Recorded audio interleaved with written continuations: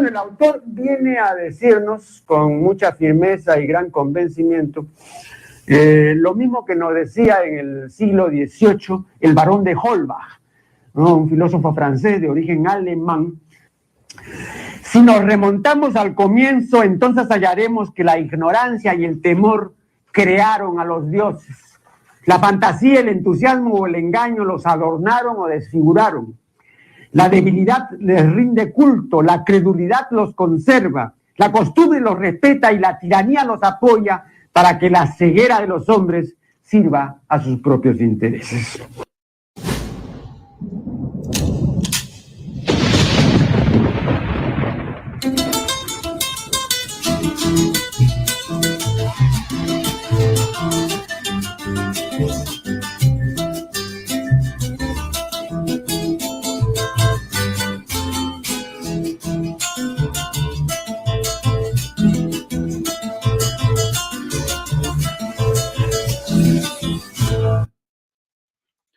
Shalom, Israel, is your brother Emmanuel.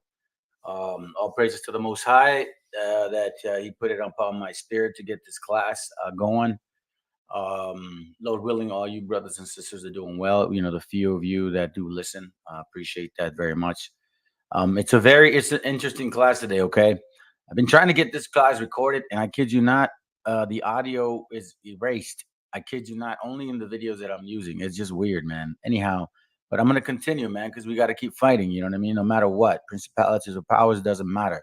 The Most High has commanded us to bring up the truth, the real truth, and nothing but the truth.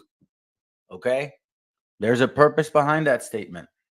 Anyways, the class is called The Assassination of a Nation's Collective Memory. Now, look. Excuse me, brothers. Sorry about that. I hope you guys can hear me. What I'm trying to do is get a remind us again as to like what's going on, because we keep hearing, and even our own people, man, like they're literally pushing this agenda, and we gotta like nip it in the butt. You know what I mean? It has to be a reminder, because the struggle is sincere about our people. We've gone through struggle and we're still going through it. Okay, so all we're saying is if it's the right doctrine. If you guys are really the Hebrew Israelites of the Bible, then make it make sense, because none of it matches. So let me continue so then I can remind ourselves too, because I'm sure we're getting really, really dug deep with all these other so-called Hebrew black onlys. You guys are Mongols. You guys aren't the Hebrews. You see, you don't see no famous people saying you guys are Hebrews. Well, I kind of find that interesting that the media is now involved. You think that the so-called white man who is in power right now, right, is going to allow this just because they play chess with y'all while you guys are playing checkers? They're playing chess. So this here is the seal that the scriptures talk about.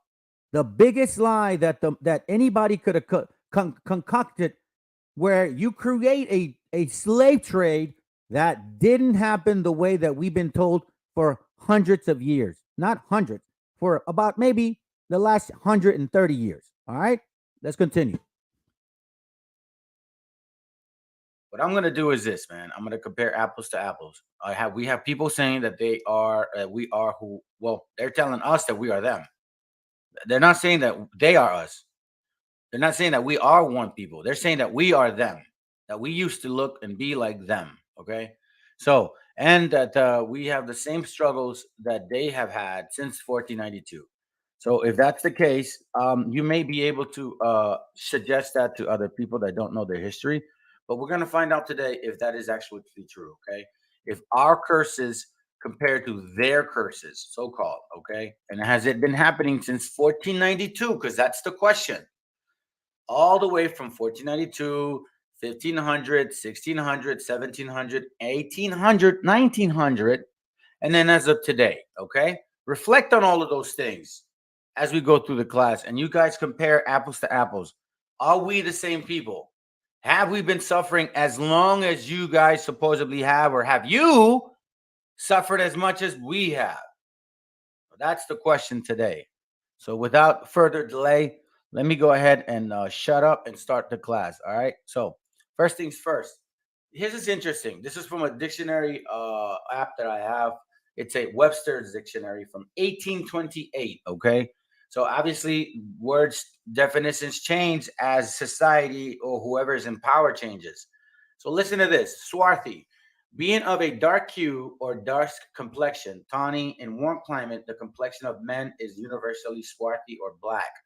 Then it says this: the Moors, Spaniards, and Italians are more swarthy than the French, Germans, and English. Let me read that again. The Moors, Spaniards, and Italians are more swarthy than the French, Germans, and English. Meaning what? The Spaniards, Italians are black, like the Moors, and the French and Germans are basically brown, dark brown, right? But the other guys are black. So it begs to now we have to ask ourselves this question: did they look like this in 1492? Okay. I got a video about this person here. Caught my attention, and it actually not kind of, it relates to my class. So interesting. Listen, I'm gonna let this play. There is a word called boule. So let me actually explain it now, so then we can just skip all of that. Boule is an ancient Greece word. It means, well, it was representing over 500 citizens, which were part of a council appointed to run daily affairs of the city. Okay, so these guys consider themselves high and mighty. Okay, remember this, man. Remember this. Okay, we went through slavery. Supposedly the same thing, the same suffering, and we progress about the same. That's what we're being told. Well, let's find out. All right, let's begin. It's gonna be 1, 2. 1, 2. I'm gonna skip a couple, and then I'll start basically, continuing to show my things. All right, here we go.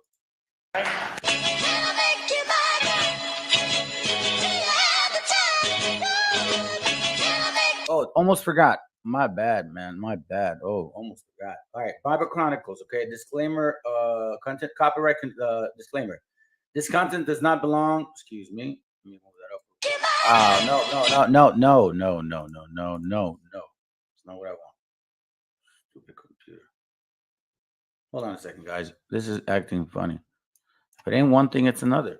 Anyways, this content does not belong to Bible Chronicles, nor does Bible Chronicles claim this intellectual property. The content provided today has and always will belong to the content owner. Bible Chronicles does not have any affiliation with the owner of this property. As mentioned, Bible Chronicles does not intend to make use of any material for the purpose of to harvest any financial gain. However, due under Title 17 of United States Copyright Law, states material in use can only be done when it's for theological, scholastic, and general educational purposes. And thus, Bible Chronicles believes that this principal material falls under fair use, which honors protection under Section 107 of the same U.S. copyright law. Okay, here we go.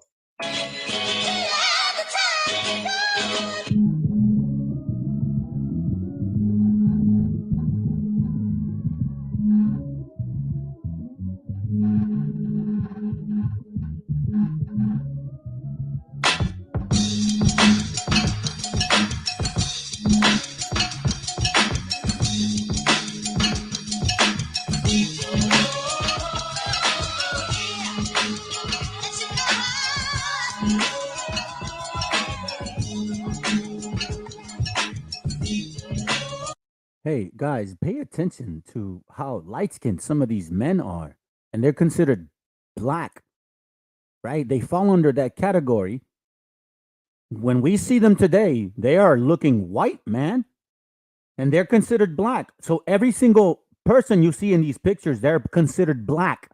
Their fathers supposedly are black. Okay? I want y'all to pay attention. Because remember how the black-only Hebrew Israelites tell us, well, you guys mix with the other nations. Huh. Well, how funny. A lot of you guys were looking white.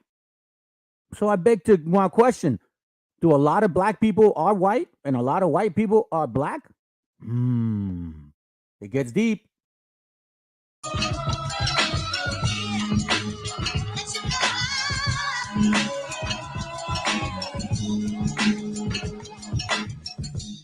At this point, it should go without saying Prince Hall Freemasonry and Sigma Pi Phi are not the same in connection or principle.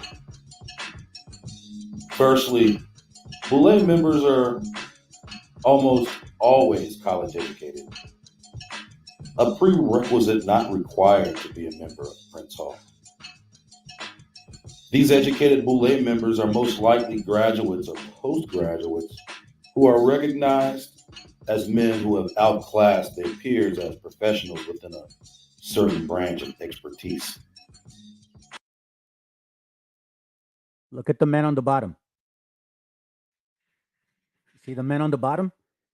They're considered black. We see them today, and they would be considered white. A lot of these light skin. Look. Let's look. So now we need to really know who we're dealing with. Look at this man. He looks Hispanic, just very tanned. Now we're getting real scary here. So you so-called Hebrews of so-called Latino descent and so-called Hispanic descent and so-called black descent, y'all need to start wondering who you really are. This is not just about fringes, guys. It ain't just about being Percepticons. Anybody can memorize scripture if you study it so much. But the actual work is looking at you and yourself, and none of y'all are doing that. That's what I can tell. Because you're still doing Passovers. You're going to clubs. You're admitting it. Strip clubs, regular clubs, because you're heterosexuals. You have multiple wives. That's what you guys teach. Yet the Messiah said, it wasn't like that before. Originally, it was Adam and Eve. Adam didn't have Eves. What exactly is it that you're trying to teach? Are you trying to teach for sincere building or lucre and sexual desires and lust? Let's keep it real, man. Let's go. College education is not a requirement for membership in the Prince Hall or any other branches of Freemasonry for that matter, whose tenets are most essentially being male, having belief in a supreme being, as well as the ability to handle financial obligations of the society. And that's what I mean, okay? So pay attention to that too. Excuse me, sorry. I had ice in my mouth. Pay attention to that. The statements that are being made. Okay. Remember, we're doing a comparable. We're gonna go back to 1492.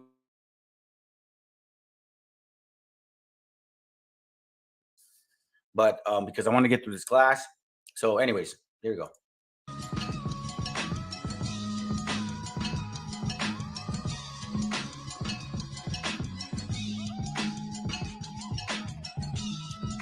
Although Boule members can be Prince Hall members and vice versa, they play different roles within the structure of Black society. All right, so let me go ahead and fast forward this real quick so you guys have an idea of what they're saying so far. Here's a little more of who these people are. And again, I'm saying this and I'm sharing this because, again, these guys are apparently representing the so-called Black people. Okay, you'll see. All right. I know that the Boule is typically a closed social group that I would characterize maybe somewhat secretive. How did they react to you exposing them, discussing their being and their principles in your book? Okay, Sigma Pi Phi Boule, which was founded at the turn of the century, was founded as a secret organization. It actually turn of the century is at the end of 1800 into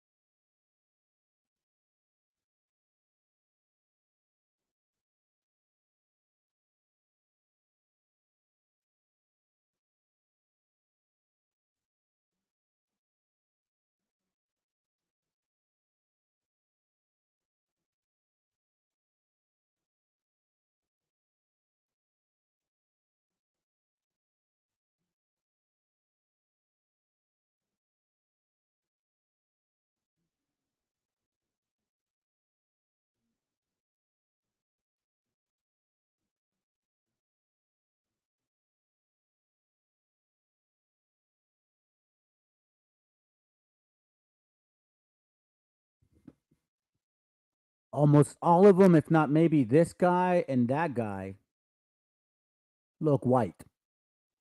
They're the founders. These are black men. Oh, a Sigma Pi Phi fraternity. And this is before 1900, when we still didn't have the Bible.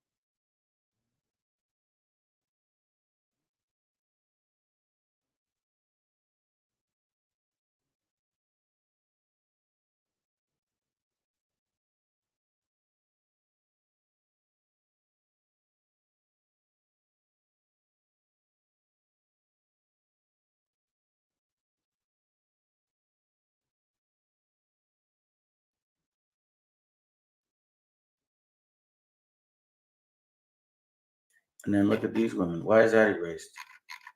But these are shown. They're not showing these guys.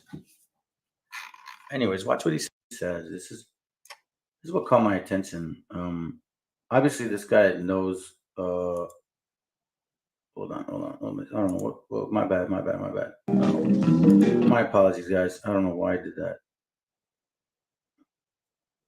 Go back. born partus sequitur ventrum. Okay, so here we see a picture of people being sold. They don't look like they're being sold. They have, look, you can see the commonality between them. Look, he's even bending down to speak to her. There's no need for that when you got power.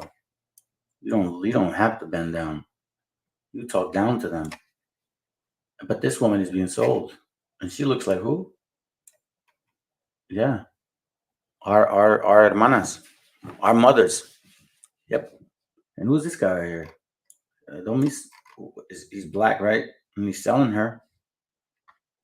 I mean, that's what I see. I don't know what you guys see. These are all white men, supposedly. But then you look further in,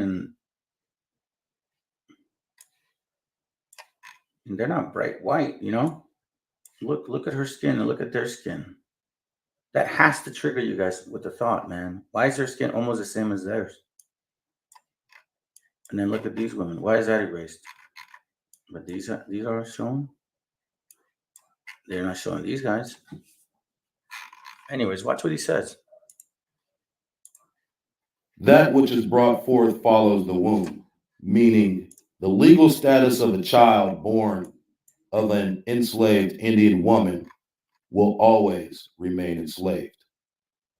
This law gave planters and free white men in general carte blanche authority to impregnate captured women without having to so much as even claim responsibility for their mixed race children. Just as common, these children were sold on the mulatto maid market as house niggas for an added sticker price as compared to their darker skinned counterparts. So just to let y'all know that term was first placed upon our people. Okay. And that's confirmed. So it's an unfortunate term, you know what I'm saying? But it unfortunately belonged to us. Okay. So anyways, let's continue. It unfortunately belonged to us first. In this aspect, Virginia colonial law was totally contradictory to English common law, which states that a child's status follows the father. Of course, this law extending from the earlier Virginia codes was designed this way to assure. Yeah, that's actually really funny. Planters. He calls them planters, right? He calls them. Yeah, I caught that. All praises, man. You caught that. All praises. There you go. Let's continue. Legalized rape of indigenous women without consequence, and naturally the perpetuation of slavery through a duplicitous modification of English common law. If you listen to him, what he's standing on a ground that it was the white man that did it. Okay, we'll see. It was only the white man, and then there's these black children.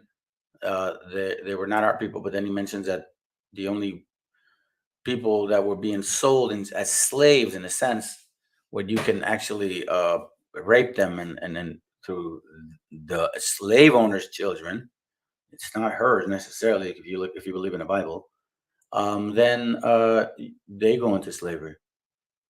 So they were enslaving their own children. Children born of a white mother and black father were considered free. Remember that. Children born of a white mother and a white father were considered free in this particular year of 1600. Remember? He's mentioning the topic of partus sequitur ventrum. Okay? Just remember that. So in this time, if you're black and you had a child with a white woman, that black child was not a slave. We were told the other way. This is coming from a so-called educated black man who is, I'm assuming, he's part of this masonry. I'm assuming. I don't know, man. But, again, this is his material. I don't claim it. YouTube, that's him. I don't profit from this, so please don't block me. But anyways, I appreciate the information, though. I really do. It helps us out to know who you guys are. And we're counted among free people of color. So then at that point, it says we're counted upon free people of color, meaning that this was happening often, right? In order for them free people of color to be free, they would have to have been through a mother that was white, correct? That's my understanding. white men were freely allowed to abandon or kill their children without recourse. Again, that's an opinion because there's no facts to say that. But if you look at a nation historically, the spirit doesn't change. Which nation of people are actually doing that? You got to ask yourself. You know what I'm saying? We can't be naive, and we cannot be emotional, sensitive, or even so-called empathetic. I'm tired of that because all I ever see is our gente being stepped on. That's like that song from Kid Frost. It says, "Hey, I'm getting tired of these vatos getting over la raza." You know that's deep in my spirit, man. Because as I've mentioned before, at least I know, since the so-called white man and the so-called black man have been in this continent, nothing has been the same for our people, especially our lovely, beautiful women, our mothers. And I mean that like in a mother sense. I don't mean that in a sexual sense, because I have respect for our sisters. That's a Hebrew thing, by the way, in case somebody don't understand that. Solidifying their position as the first deadbeat dads in American history. Who's actually manifesting that? I'm just asking, you know what I'm saying? Because we went through slavery, and it's not something that we typically practice as so-called Hispanics for the most part. I know we have a few deadbeat losers. I mean, a good portion, but for the most part, that's not who we are. Then or now. To the point that many of the most notable so-called black men in history, like Frederick Douglass and Booker T. Washington, never even knew who their white fathers were. But in some cases, the white father actually did remain in their child's life, but used their whiteness to accelerate the social status of their mixed children. So, see, he says that in some cases, and then they would use their status to elevate their children. And we continue to see that. But why isn't he saying anything about them? They were black men having children with white women, and those children were free. Remember that, okay? One such example of Let's skip this. I'm gonna go to let me see here because I just want to get through this.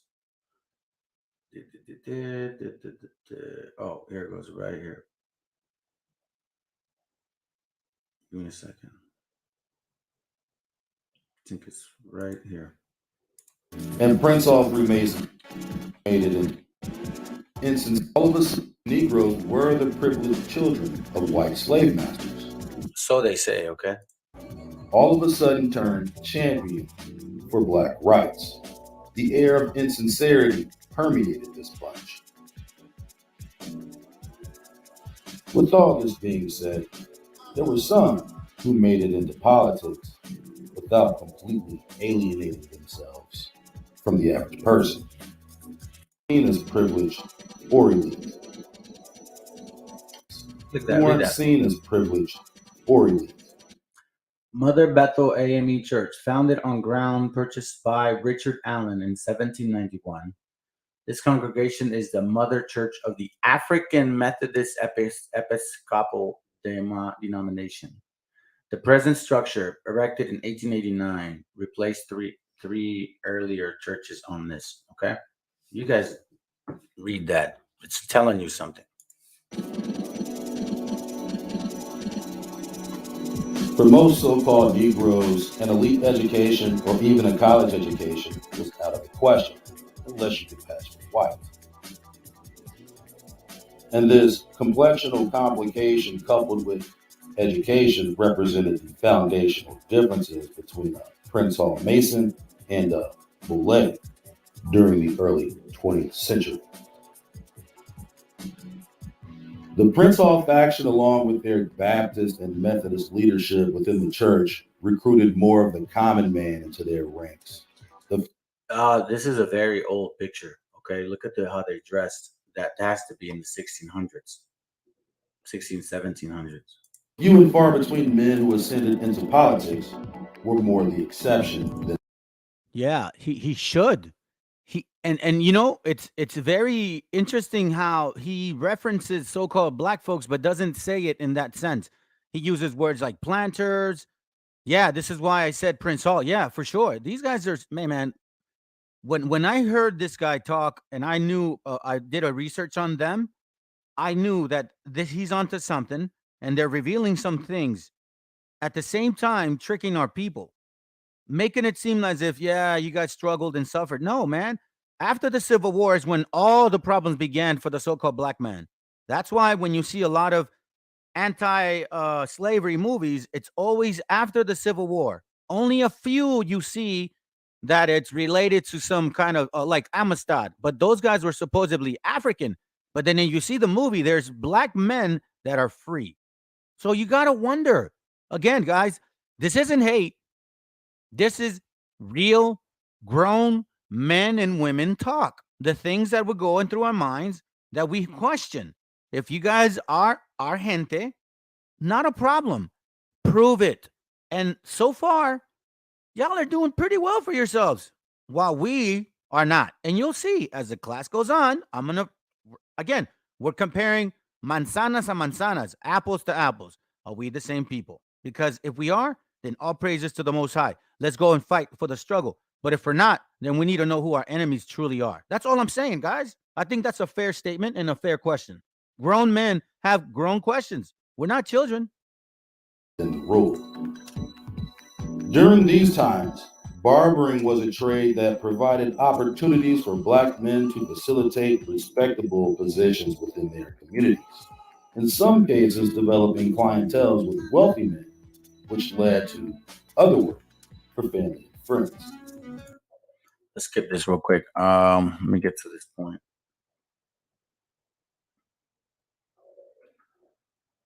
Uh, 18. There's some stuff I'd like to show you, but nah, I'm kind of want to get through this. Listen, guys. Remember, we're doing a comparable, okay? We're doing a comparable to see if our struggles have been very similar, because they say that we're tied to the hip because the tribe chart said so. Okay, let's find out.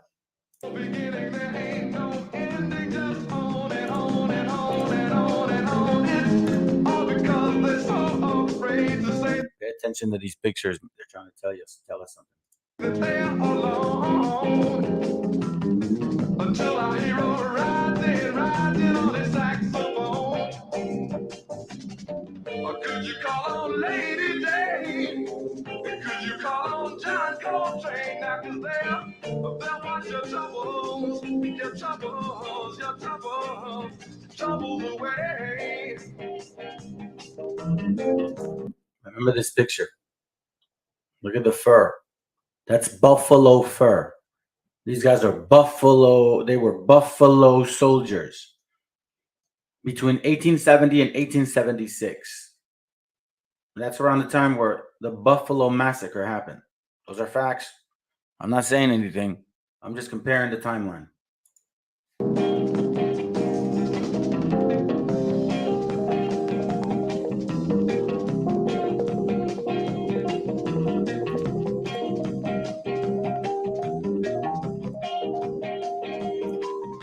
That's called debutante, okay? In case for some of y'all that don't know, that's what it is. And that's something that the French did. And these are the French. And I've showed you guys pictures of this. And whether you guys believe me or not, it's up to you. The French were black, were black, because now that you see a lot of white folks, but a lot of them are actually black. And a lot of you black folks are actually white. This is the funny part. Because the mixing didn't just happen with black on white in regards to men and women. It happened both ways. Look, you see this? This is a picture of men and women, right? But don't you think, what, you think he's going to be like not interested? Come on, man. See this? Look at how they dress. This is not in the 1900s, guys. This is like in the 1600s, okay? The pilgrims. This is how the pilgrims dressed. And look at you guys. You're in the bag. Look, having a conversation. Look, you even have fancy glasses. That's your French guy. He's not white. He's black, okay? Boy, those guys back there, Those guys aren't black people. They look kind of white.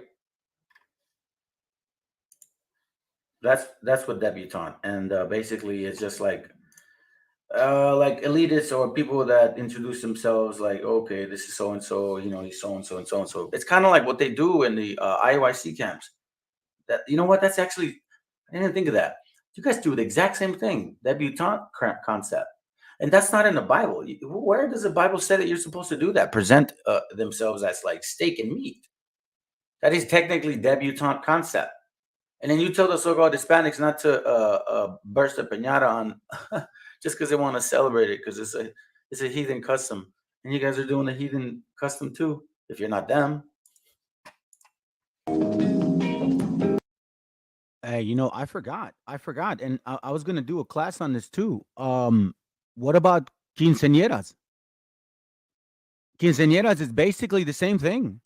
You present the daughter as a young woman ready for, that's actually a French thing. I'm gonna do a class on it because, and as I compared them, I'm like, wow, man, that was pretty heavy. And I'm glad that it was reminded, because this was something I was thinking about yesterday, I believe, about maybe, I don't know, early in the morning, man. Anyhow, let me continue.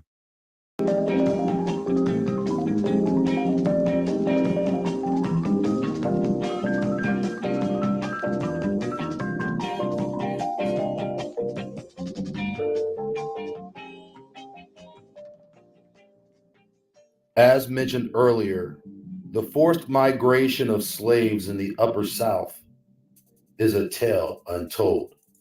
now this is what they say, okay? But if you look at timeline, it begs to differ. He says that By the slavery and I'm forced trying to like migration. fast forward it. So he says these people were pushed forward in slavery and this and that, right? Why are these guys painted white anyways? I'm just curious. Remember they said first Maccabees 3:48, the heathen changed the image. Why are you guys taking off this color? Why not leave it? I don't know. Listen, I don't know how old this picture is, to be quite frank. I just find it awkward. Okay. So, anyways, this guy's saying that this was slavery and forced migration in the antebellum South antebellum. Here, let me do this just so you guys can find out.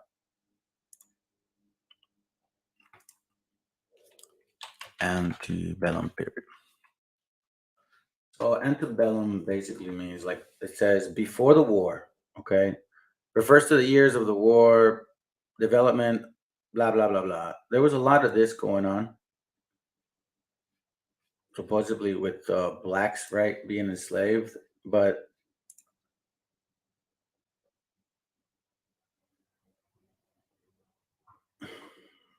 I don't know, man. They look like they're really trying. I mean, I'm just saying, I see our people busting our butts in the field, bro. Anyways, I'm not here to like make comments about that.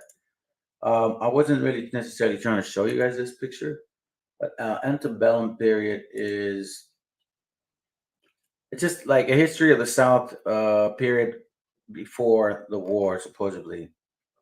Okay. In reality, look, I'm just gonna tell you what it is. You guys can find out on your own. Antebellum is just when the so-called blacks and the so-called black man, the so-called white black woman had it good way prior to antebellum. Okay. But again, you guys could consider that my opinion. So let's continue. He's showing this stuff here. Importers. He's saying that they were pushed down. But here's what I want to show you. 207 rooms to more than 500. So they were all pushed from the north to the south, okay? They called them domestic slave trade. Between 1808 and 1865, remember that year, those years, 1808 and 1865, all of a sudden now they're being pushed down, okay? Remember that. 1800 to all. So I think at this point, I think this is all what we need to see. Because, yeah, I think this is all we need to see. Perfect. Okay, good. All right, let's move on from this. Let me take this off here. All right, I'm gonna change the video now because we're gonna watch a different one. And give me a second. Let me at least set it up. Yes. Okay, hold on a second here.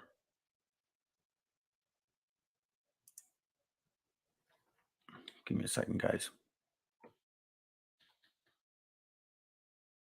All right. Person, and I want to do this. This is. Nah, you know what? Nah, I'll show it later. Okay. So, anyways, here's what they're saying. Okay. So we heard all of that, and then now we're hearing that the so-called Judah ruled Europe. Okay. Black Africans who ruled Europe between 711 AD, 1789 AD. And that's true. Historically, I know that the African Phoenicians have been trying to conquer that area for quite some time. They finally did it in around 700 AD. Okay. All right. So now let's pay attention that these guys are 480 circa Germany. Remember, they said that the Germans and the French are Swarthy, and the Spanish and Italians are more Swarthy, meaning more black. Well, this guy's black. This guy, literally 1740 circa, 1520 circa. Look at this guy, right? 1599. So it means it was painted around that time. 1524, 1589, 1500. Look, check this out. This guy. This is why I was curious about that law. Remember that law that talked about partus? What is it called? Partus sequetum ventrum. It was in 1662. Colonial, right? British owned these lands, and they passed that law. Well, look at this. This guy is an actual king of England. He was a prince of England, son of King James. He was a king of England, English, Scottish, and Irish. So his father, who was alive at that time in the 1600s, was the one that had to pass that law. These guys are not kings because they're applied to, because they applied for a job. It's passed down from parents. So since you guys are saying that this black man passed that law, I mean, that's what I'm finding. It says, upon the death of the father, 1701, he was recognized as king. Succeeded the son Charles. All right. So obviously lineage passes through. All right. So he passed that law in 1662 to rape our sisters, based on what I'm finding. That law that didn't bother to pass the law against black people. No, the law that said if you have a child with that native woman, right, that what they call nigger, okay, then that child could be a slave, whether that child would be from a black father or a white father. Those are facts. You guys are saying you rule Russia. You guys are saying you rule Europe. I'm only showing what you guys showed us. You know what I mean? I'm not putting words in anybody's mouth. That's more of a newer picture, I think, which is actually a nice picture, to be quite frank with you, man. I like the color scheme. Anyways, and listen, guys, I make comments like that because I appreciate history, man. I can sit back and actually look at it. I know exactly what happened to our people, but I have undeniable faith in the Most High that he will, like Wisdom of Solomon 18, vengeance upon the enemy. So no sweat. As long as we keep teaching our brothers and sisters who we are according to the Bible, man, that's what's being commanded of us. All right, we just got to stick to the script, guys. Remember, man, just stick to the script, dude. Focus on the end. The end is what matters. All right, not now. We'll get our chance. Anyways, so that's who that guy is. And then I find this interesting. This is from, matter of fact, here, I'll just put it here because it keeps popping on this window. This is from a book called Africa's Gift to America. Okay. And watch what these guys say. I'm not saying it. They're saying it. This is written in 1880. What page is that? 58.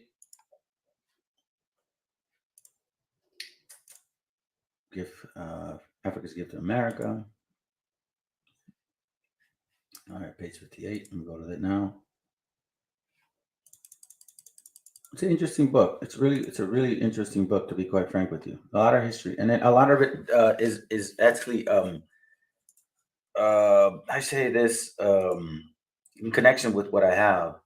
This right here, well, that's not my topic, so I don't care. But if you can see, I mean, these are slaves, basically. They're selling slave women, white women. They were selling white women. That's what they were doing. But that's not my topic. It's part of it. Look at First American Slave, page 59, I believe, okay? 58, my bad. Strong documentary proof that the first Africans in America were not slaves, and that chattel slavery of them did not start until about 1659 or 1682. Remember the Partum Sequetu Ventrum, the black king who passed that law in 1662? Well, that's why. Okay. So after that law is when so-called black people were being enslaved. Well, it was black people who were enslaving their children, and white people who were, I guess, enslaving their children too, because they were just using our sister's funnel for your pleasures.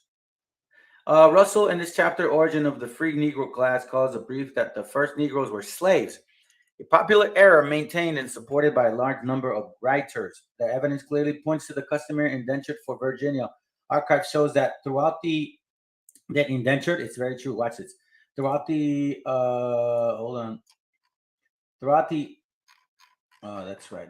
They did it to me last time. Give me a second. Who's this way? That throughout the second quarter, throughout the second quarter of the 17th century, Negroes were being released at the end of their period of indenture. Look up the book Virginia, the Old Dominion. Okay, I have it, but I haven't looked through it, so I didn't want to bother it. Let's say the common belief that all Negroes brought to Virginia in the early period were slaves is an error. Virginia's first century. It says judicial cases concerning American slavery and the Negro. They're talking about one particular person that I guess she was a slave, Lady Yardy. They didn't want to pay a slave, and they were forced to pay the slave. In 1661 occurs the first reference of the state in Virginia to Negroes and the inequality of slaves. You guys can find all this stuff out, okay? Watch this real quick. I wasn't able to download it on my page for whatever reason. It was giving me a hard time, but I have it on my Facebook account, and I'm gonna show you guys what I have. Okay, let's see. I think this is it. No, that's not it.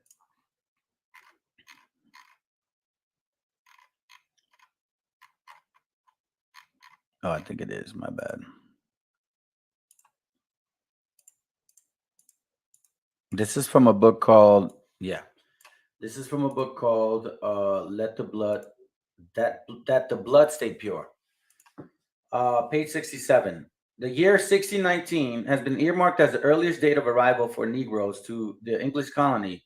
Yet they accompanied Spanish North American expeditions almost as a century before the English arrived in Virginia. That means, but in 1492, there were black folks coming with the so-called white people too, right, to destroy our people and take our lands. There's also evidence that they cohabited with the Aborigines in the early 17th century. So here's exactly where the hijacking begins. So let me just share something with you, so-called Aboriginals, okay?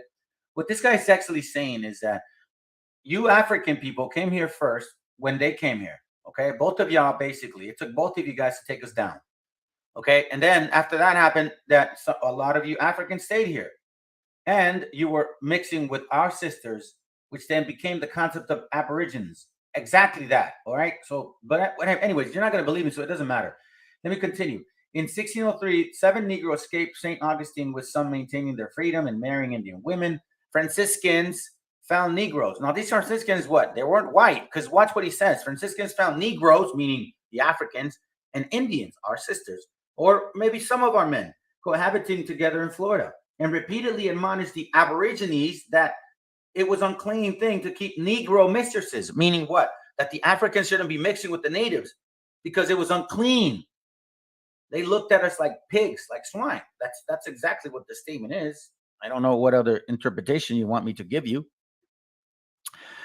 This is from a book that they meaning the other camps. Actually, no, the one camp, which is IOIC, loves to bring this book out, man. And I find it so interesting because they love to bring this book out, but they don't show you guys everything of this book. Watch. They only read this part. This is from the a treatise on physical geography. They love to hide it. This is the funny part. They like to hide books, but you know what, guys? Whether you show it or not, the price goes up or down. And you want to know why I know this? Because I buy books. I collect books. I buy them. Okay, I buy them, and I've been lucky and fortunate to buy some books at like $100 that they're cost like 1,000 now. All right. So don't tell me that, all of a sudden you shared it. And no, nobody ever shared the book I got, and that thing's costing expensive. So don't believe the hype, man. All they want to do is make it seem like, they're so secretive. Watch this. The Jews are people who ever, according to, they read this and like, look, they're black, brother. They're black, brother. But yeah, the page before, watch what the page before says. The rapidity with which the color changes is seen in the English colonies of North America. It is not 250 years since the very first colonists arrived in Britain, and much shorter time since the ancestors of most of the present New Englanders across the ocean. And yet they have lost the clear complexion of their kindred beyond the waters and acquired much of the hue of the southern French and northern Spaniards. Remember this.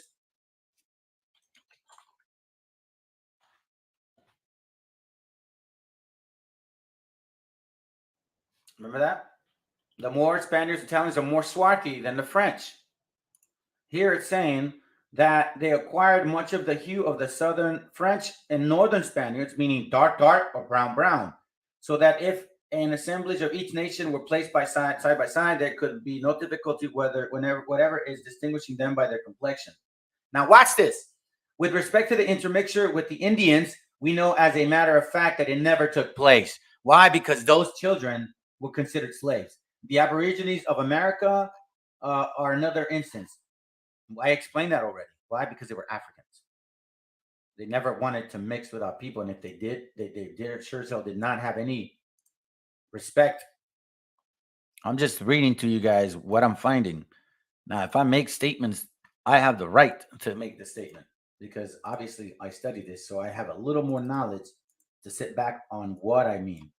It says here, Judaic scholar Paul Wessler, however, maintains that the majority of the Sephardic Jews was of North African Berber origin and converted to Judaism sometime before 711 CE.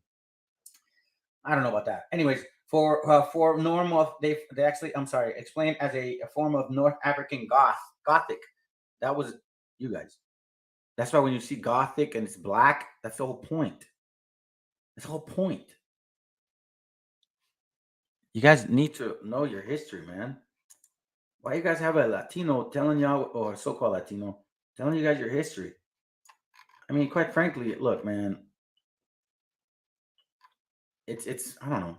Anyways, watch this. Puerto Rico located Caribbeans. You guys can read this too. Taínos established themselves in Puerto Rico. Blah blah blah. Natives were forced into servitude and hunted down and killed, resulting in the devastating collapse of local population. It's basically saying that a lot of the so-called Caribbeans, Puerto Ricans, Islanders, you guys have a lot of African blood in you. A lot of it, and that's why you have a lot of surnames like this, because they were converso moriscos. They were Sephardic or Moorish Jews, a lot of them. So a lot of people in Puerto Rico are Phoenician Canaanites. Wow. That's a heavy thing. But you know what, guys? We know already in Mexico that in South America and Central that there's a lot of Edomites. They look just like us. Put your emotions aside, whoever's listening to this, okay? See, that's the best part about living in that where I come from. We already know that people that look like us were the ones taking advantage of us, just like the white man. And you'll see it in the video I'm going to show you. Anyways, let me go ahead and show you guys one more thing here. Watch this. This is interesting. Where are you? Let me see.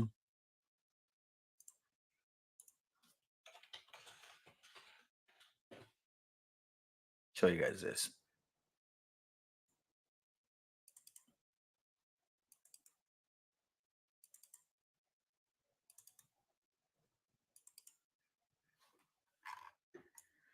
So they say, right?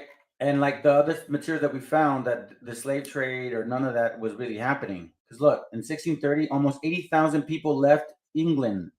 And who was ruling England? A black man. Left England, Chesapeake, and New England, and the Caribbeans, most of them indentured servants. This is from, again, White Cargo. You guys can get the book. 1,200 newcomers. Those guys died because they couldn't handle it. Our people killed them, and also there's a story behind it. These guys they didn't know how to field or anything, and apparently they were just too lazy and expected our people to feed them. Our people said, "Hell no!" They left them to be. These guys ended up eating each other. They weren't white, and if they were, they weren't only white. Let's see. Chapter 7 is what he's talking about. But look at this. Watch this.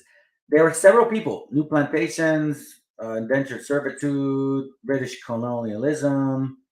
Watch this. Were people, both men and women, who had been forcibly transported, which is because they wanted to get rid of their dirty, like, criminals, and free willers who had voluntarily mortgaged their freedom, right? Basically, 200 men, women, and children from the British Isles would have been transplanted to British America. The vast majority of these British colonies would be indentured servants. Black people, indentured servants. Okay? Unless you want to say they're white people, but then that goes against your doctrine, One West. So you're going to have to swallow this pill. The second episode occurred within a year. Large group of indentured servants from, well, you can see it. And then these guys were Puritans. Oh, man. The Puritans were the ones that gave our native brothers and sisters the turkey. So was it white people then? Yeah, the rabbit hole gets deeper. 1634, total number of servant ships from Britain, 790 males. Total was this. English convicts arrived in 1642. You see that? Worked on the new sugar crops. So basically, a lot of these convicts were also convicted, right? Like here, if you commit a crime, they go and they send you to some jails where you're actually doing this. So some of these black people were convicts and they were serving their time. So if you see those guys being like treated like crap, well, they're convicts. Don't they do that now here? Let's see what else. Okay, I think you guys get the point. You know what I'm saying? I don't want to close this and make a mistake. So now, let me show you guys this real quick. I thought I had the book, but let me see. Let me see the.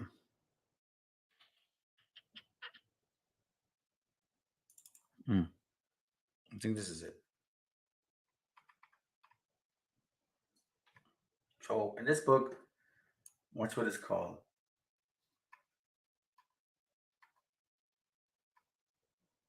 Free Negro Owners of Slaves in 1830.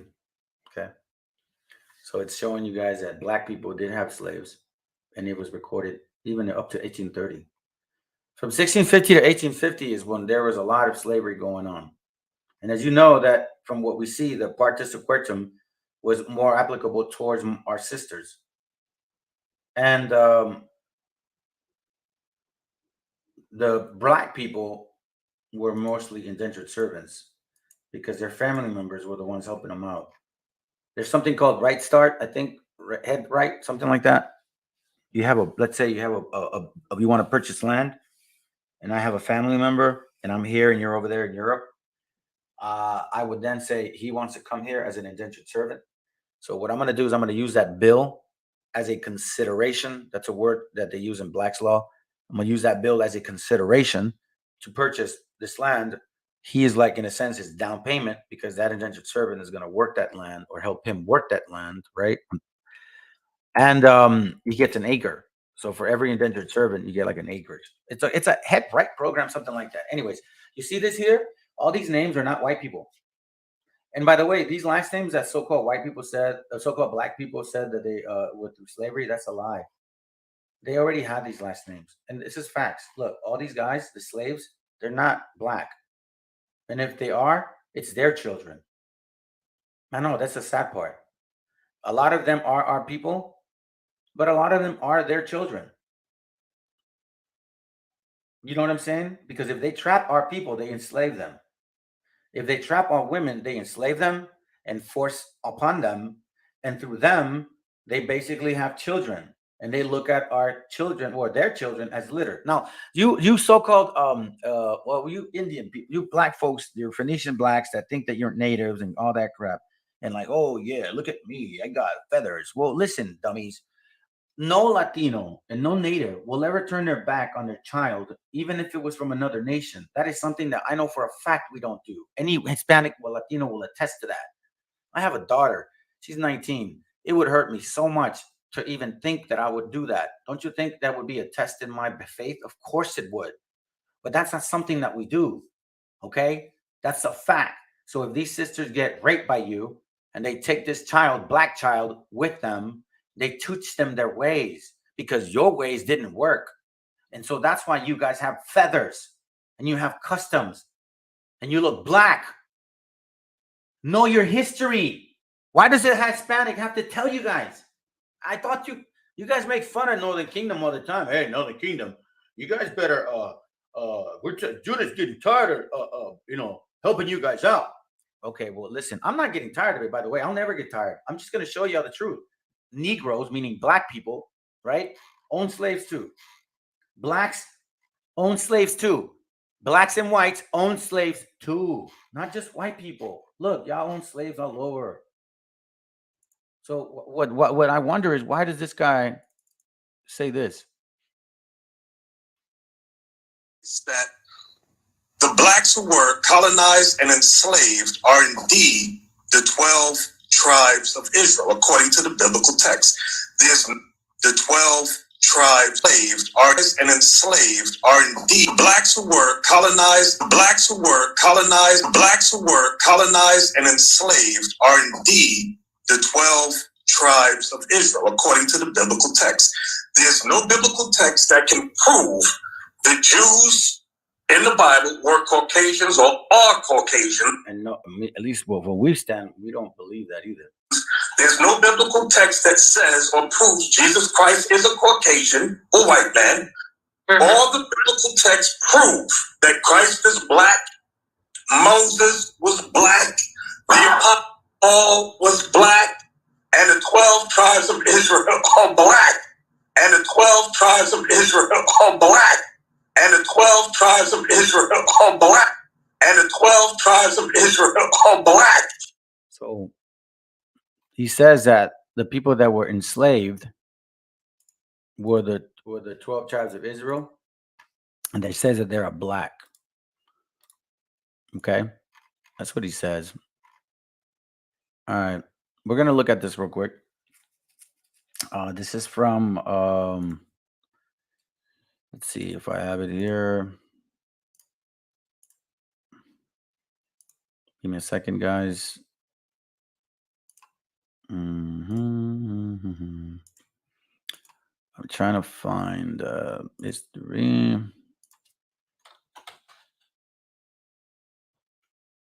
Here it goes, right here. This is a book called Golden Age. Okay, by Ivan Sertima. Ivan Sertima is a so-called African. Okay. Listen to what he says himself.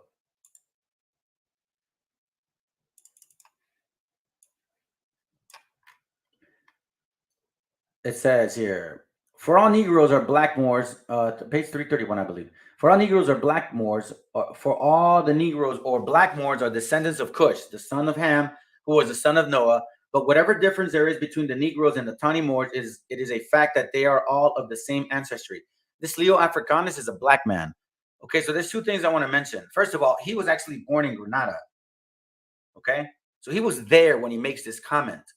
And the whole thing about some African white man name in Africa, that's a lie. He was an Afriki. So I can't remember his name. But this guy Leo Africanus, he would let a white man name him when you guys are in power. Come on, man. Come on. Then it says here again, but Dr. Chancellor Williams hits the nail on the head once and for all when he's asked the question. Now again, just who are the Moors? Who were the Moors? The answer is very easy. The original Moors, like the original Egyptians, were black Africans. As amalgamation became more and more widespread, only the Berber Arabs and coloreds in the Moroccan territories were called Moors, while the darkest and black-skinned Africans were called Blackamoor. Eventually, black was dropped from the Blackamoor, meaning Moor, in North Africa and Morocco in particular. All Muslim Arabs, mixed breeds, and Berbers have readily regarded as Moors. The African blacks, having had even this name taken from them, must contend for their recognition as Moors. You see that? Now, this guy, Leo Africanus, okay? So you're going to tell me, Nate, you're going to tell me that you know more than him? This guy was born there, okay? This is from his book called The Geographical History of Africa. So I don't hide stuff. There's no need for it because you know what? You can either get it in archive or you can either buy it or you just can't buy it. It's that simple. If it's meant for you to have, it's meant for you to have. It says here, for all the Negroes are black Moors. Okay, hold on. Let me go back a little bit. All which opinions and reports are to be understood only of the original of the Tawny people, that is to say, of the Nubians and barbarians. For all the Negroes or blackamoors take the descent from Cush, the son of Cam or Ham, who was the son of Noah. But whatsoever difference between the Negroes and the Tawny Moors, certain it is that they had all one beginning. For the Negroes are descendants of the Philistines, and the Philistines of the Mesraims, and the son of Cush. But the Tawny Moors fetched their pedigree from Sabians, and evident that Saba was begotten of Ramah, which was the eldest son of Cush. Listen to this. Diverse other opinions there be as touching this matter. Okay, watch what he means by that. Meaning that there's a list of things he stands behind on, which because they seem not so necessary, right? So we saw it, and we realized that they're not valid. We have purposely omitted. So because it's not valid, we don't agree with it. So we took it off. This man was born in that time. Let me see if I can get the page. Look, written in Arabic and Italian by Ion Leo Moore, born in Granada, brought up in Barbie. This man was there, okay? And this crest is a crest that does not mean what you guys think it means. 1600. So you know more than this guy?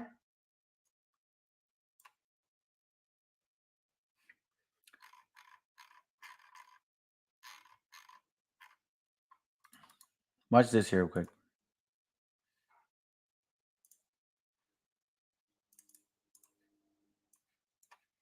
It says here, Judaic scholar Paul Wexler, however, maintains that the majority of Sephardic Jews of North Africa, Berber origin, converted to Judaism. I read that, I believe. My bad. Let's see. Okay, now another thing. I'm going to show you guys this too. They're saying that, we suffer together and we're the same people. Look, I'm gonna brush through this real quick. This guy here, Louis Wetzel, you guys got to get this book, right? It's called The Great West, containing narratives of the most important, interesting events. So this guy, Louis Wetzel, among the earliest times, he was, let's see. Louis Wetzel perhaps was the most indefatigable, indefatigable Indian hunter of the frontier. His complexion was dark and swarthy, as in Indians, and his face pitted with smallpox, so he looked like us.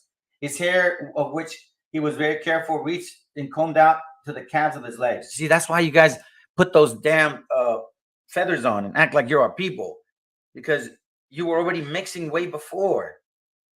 And these guys here, the so-called blacks, Africans, they were killing our people. Look at his sons. At the Wetzel grew up Ben Frontier Boys. Here, watch out. You guys can't see that. They grew large enough to handle rifle, considered themselves such, and took a solemn oath never to make peace with the Indians. Y'all could read that yourselves. Watch. Yeah, well, you guys can see it. This is from another guy. This demon, man. God, you're mad, man. You guys. Right here. James Beckwourth also married Indian women, sometimes in dazzling rapid succession, flame-tempered and loved to battle. They called him Cow Crow and Blackfoot, okay? The greatest Indian fighter of his generation. He was not an Indian.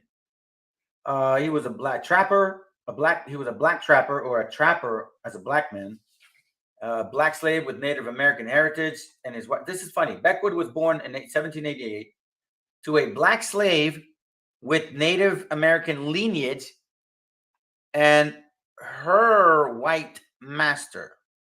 So we see this. The only way this would happen is if a black person had children with that Native woman, had then this Beckwourth, and he was a what? Servant to this woman, this master, right? That's what it seems like. Or else, how else would he know about Native? So this sister of ours didn't want to put her back against him. Of course, I mean, turn her back on him. Especially at that time, they were going through destruction. She didn't understand. The Bible wasn't with us. Oh, by the way, we haven't had the Bible since 1492 at this point too. Then it says here, look at this demon. Indian wives, it says here, on trails he fought or made friends with Native American Blackfeet, Sac, snakes, and crows. His Indian wives inevitably were loyalty wives. Chief, sounds like one West, multiple wives. Once again, he said Beckwourth did some good. You guys can read this book. I guess he's like, look, when he had asked this woman to dance, and he refused on the wedding night. So then he clobbers her with an axe. Then he turns and tells the father they must maintain discipline. And then so they give her a new wife, and then that other one he whips on, comes back, and then I guess he has sex with both of them and he leaves. You guys might think it's funny, you so-called black men. I might be laughing, man, but you're gonna pay for all this. You know what I'm saying? So it's all good, man. Enjoy your time now. You can see this, man, and this guy's he's just a plain traitor. Because what ends up happening here is this guy, Shevington, right, tells him, hey, come with me. I need to destroy these Indians. He doesn't want to go at first. He threatened him, so he saddles up. Then when you see this, he saw people shot dead as they held up their hands. Read the page. It explains it himself. So what do our people do? They feed his ass, excuse my language, and then poison him.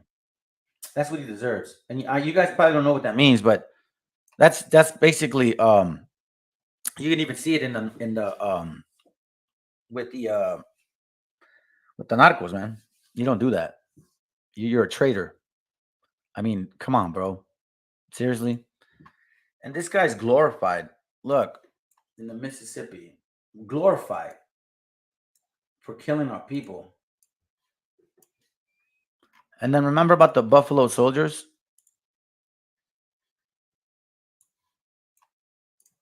What a coincidence. Between 1870 and 1876, they were here.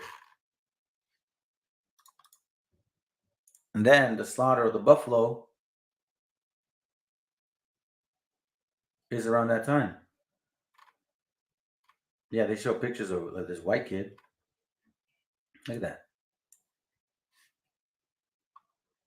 The Buffalo Massacre. And remember this here? They're very proud of it, man. Proud legacy of the Buffalo Soldiers. Why they call them Buffalo Soldiers? There's no need to call somebody a Buffalo Soldier. Why? Wouldn't you be calling them a Indian soldier or Indian fighter? Buffalo Soldiers regiment were commanded by whites, and African American troops often faced extremely residual. Yeah, right. Whatever. Let me see, man. Maybe it's time to bring some scriptures. Yeah, let me read something. By the way, I have this Bible called Scriptures. The Institute for Scripture Search is who's publishing it, and I want to read it this time or today. So if you guys don't mind, I'm not going to be really showing them. I'll only show the ones that are in the Apocrypha on the computer. Okay, so follow me, guys. Deuteronomy chapter 28, verse 43. Okay, and it reads, "The sojourner who is among you rises higher and higher above you, but you come down lower and lower." Okay, verse 44. "He lends to you, but you do not lend to him. He is the head, you are the tail." You hear that? He is the head, you are the tail. Let me read you guys something in Malachi, which I found rather interesting. Give me a second, because this Bible is kind of upside down in a sense, and I don't mean that in a disrespectful manner, because it's just put together different.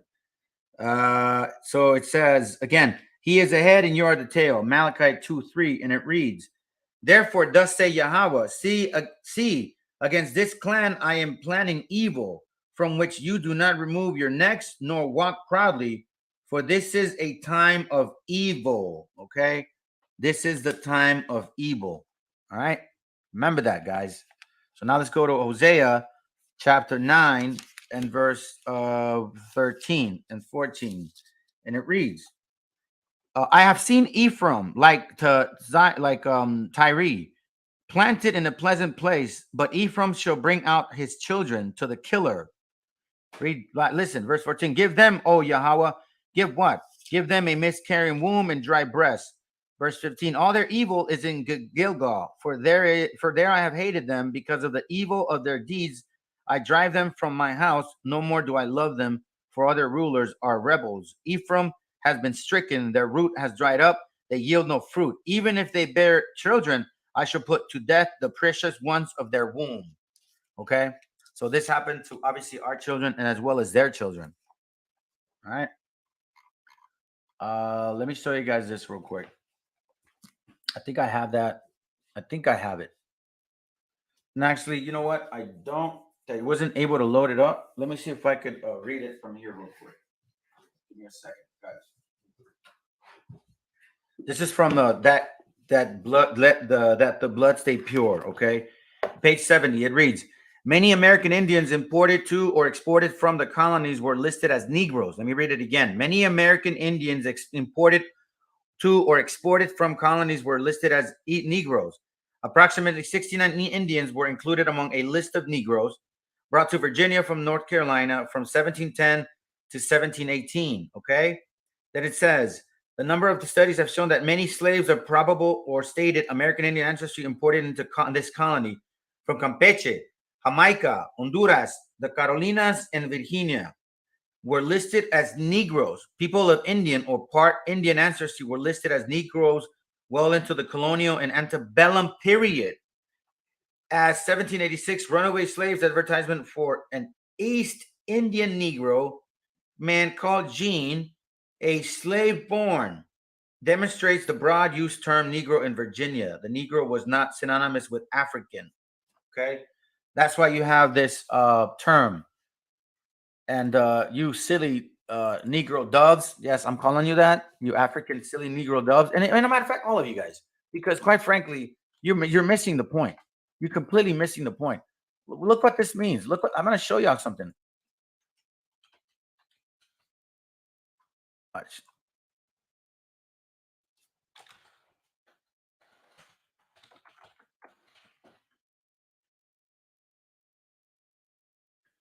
The Negro term, okay? This was in 1854. It was a law.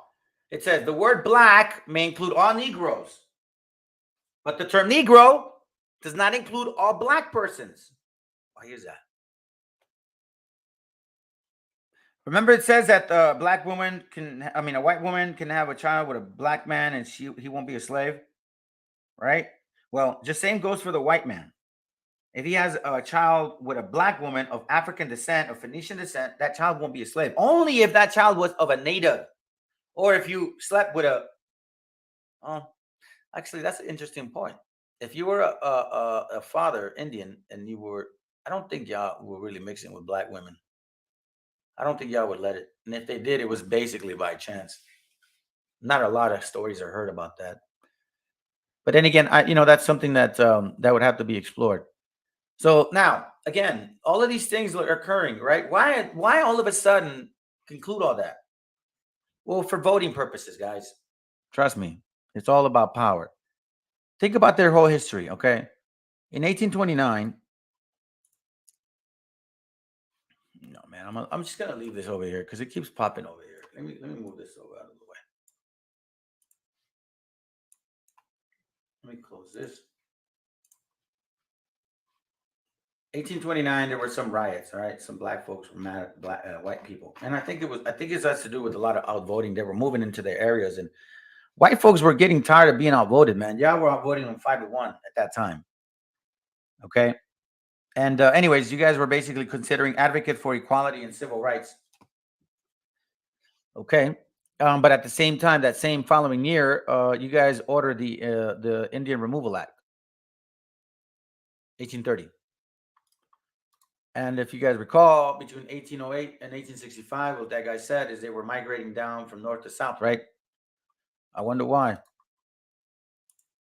And you look at these things. These are the images of the debutantes. Okay. So as you guys are progressing and having these banquets and parties and gathering together for so-called equality for the brown people, no, you were looking for equality just for yourself. I have this here. I don't know why I got this for. Oh, Color Convention Project recognizes humanity. See? In the 1900s. In 1830. The Negro Convention movement. I'm not lying. But at the same time, you know, we're going through Indian Removal Act of 1830. Okay. Now, let me show you guys this one more thing. This is interesting. This is what caught my attention out of all of this, man. Let's go back. A second. These guys, right? Remember I said earlier, they got to look black. That's a Phoenician trait, by the way, based on what I have in records and documents and books. You guys were mixing with white people already, so a lot of you guys have dark skin and gray eyes or light color eyes. So all of you guys that have that trait, you guys need to check your DNA. This guy, that's what caught my attention. I was wondering about that. Maybe he's really mixed, but if he was really mixed, maybe he looked like that. But this guy, these two guys do not look like these guys. Remember the books that I read, Sephardic and Morse came. Okay, so we do know I have some material that shows the material that they like to use, the treaties of all that, the treaties, the one I read, it actually shows that they were so-called white Jews and black Jews and brown Jews, right? But they don't like to share that. So, anyways, watch what he says. Oh wait. As a matter of fact. Hey, family, real quick. Regarding the chatting and all that, this Bor Rasta, listen, you're on this chat, man, and it's all good if you're listening. But for the rest of you brothers and sisters that are here to actually learn, don't bother with these chats. If anybody starts going crazy, I'm gonna block y'all. And I don't know why somebody would post something regarding like any sexual things or anything. If y'all do that, man, I'm gonna block it again. Again, this isn't a channel regarding education. In this channel, if you're emotional, you might as well like just change it. If you don't believe in facts, then if you believe in alternative facts, then you need to go to another channel. This is not entertainment. This is not entertainment. Listen, I don't get super chats. I don't require money. That's the scriptures for the real true Israelite or the true Hebrews should not cost you a damn thing. Even the Messiah said it himself. Give that to what is to Caesar, meaning money. Why would, and then I'll tell you one last just side point, guys. If you guys who are from camps are here listening, whatever, or if you guys are part of a camp, tell your camp to distribute the funds that they make because they sell merchandise, they make money. And the scripture said that all Israel was equal regarding in possessions or substance. I don't see them distributing anything. It's all profitable.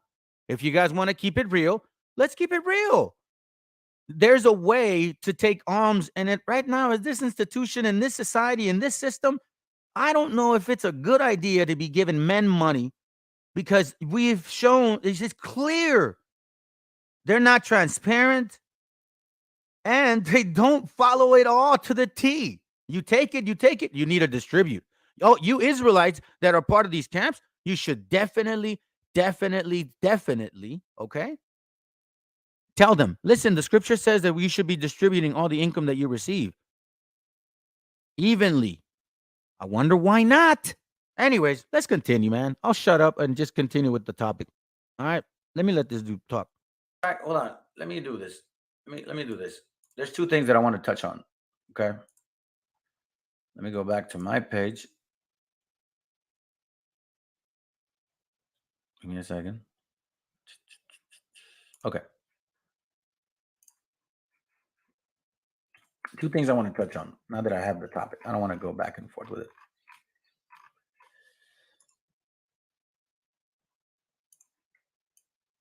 Okay. Watch. First, I'm going to have this there.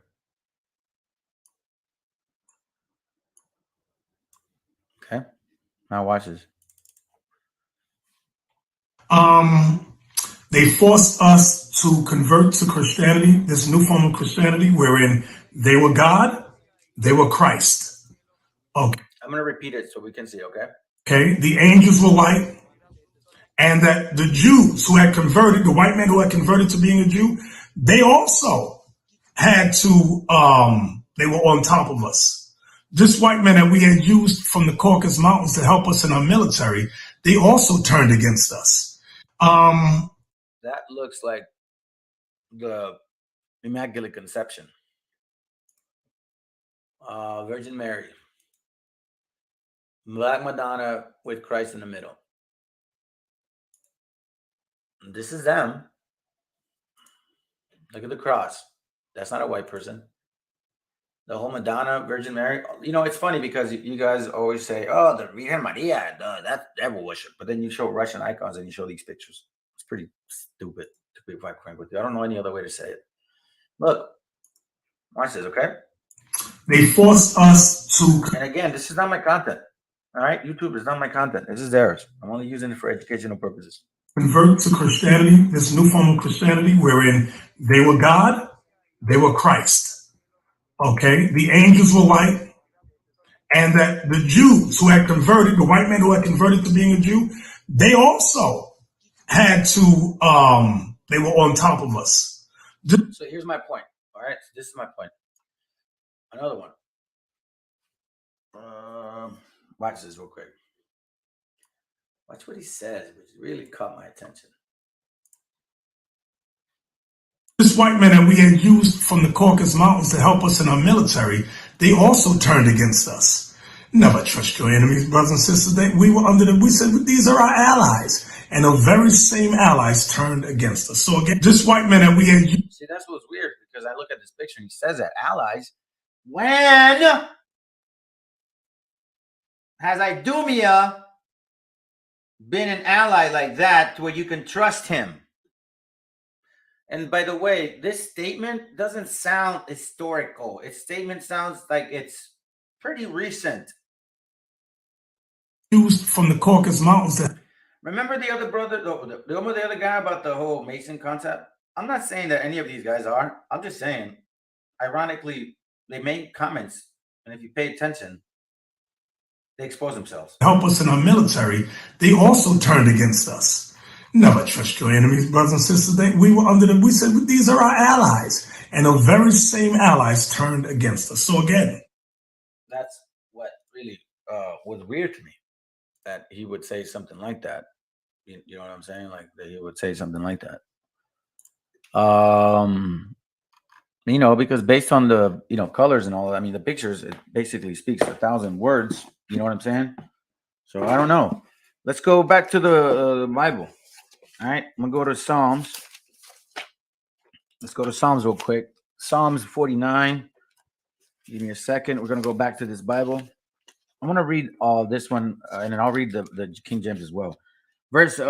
Psalms 49, verse 4, and it reads, I inclined my ear to a parable. I expounded my riddle on the lyre. Okay. Verse 11. The inner thoughts are their houses. The inner thoughts are their houses forever. Their dwelling places to all their generations. They call their lands after their own names. Understand that? This is basically what they're trying to achieve, guys. They ain't trying to help us, man. Not from what I'm finding. You know what I'm saying? Psalm 64, verse 3. Who sharpened their tongue like a sword and aimed their arrows a bitter word, to shoot an ambush at someone blameless. Okay. Verse 5. They armed themselves with an evil sword. They talk of hiding snares. They have said, who sees them? Was he not over there in Africa saying all of that? Is he not saying they were our allies? Who sees us? Is he not giving us a hint? I'm not putting words in anybody's mouth, man. I'm just looking at what people are saying. Sirach, chapter 12, verse 10. And it reads, never trust thine enemy, for like as Ryan rusted, so is his wickedness. Though he humble himself and go crouching, though he humble himself and go crouching. Yeah, brother, we're the same people. Look at this. We're the 12 tribes, bro. Yeah.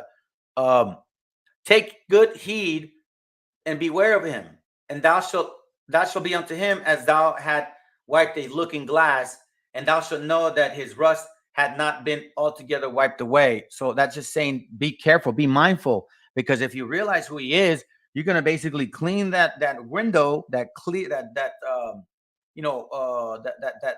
glass, right? And you're gonna see right through the fact that his rust hasn't left him. Okay, so verse 16. Let me go to it real quick. Verse 16. And an enemy speaketh sweetly with his lips, but in his heart he imagined how to throw thee in the pit. He will weep his eyes. Yeah, brother, we're the 12 tribes, we're Hispanics here in America. But if he find opportunity, he will not be satisfied with blood. Okay, verse 17. If adversity come upon thee, thou shalt find him there. And though he'll pretend to help thee, shall he undermine thee. Here's the point. He shall make his head and clap his hands and whisper much and change his countenance. Which one is it? It's that the blacks who were colonized and enslaved are indeed the 12 tribes of Israel, according to the biblical text. There's no biblical text that can prove the Jews in the Bible were Caucasians or are Caucasians. There's no biblical text that says or proves Jesus Christ is a Caucasian or white man. All the biblical texts prove that Christ is black, Moses was black, the Apostle Paul was black, and the 12 tribes of Israel are black. The Apostle Paul was black. He will shake his head and clap his hands and whisper much and change his countenance. And the 12 tribes of Israel are black. I don't know what to tell you, brothers. You know what I mean? Let me get through this, man. I got a class to show you. Let's move on from this. Here. This is from the storm that swept Mexico. Again, copyright disclaimer. This content did not belong to me, YouTube. Okay, please don't block me. I'm not making any money off of this.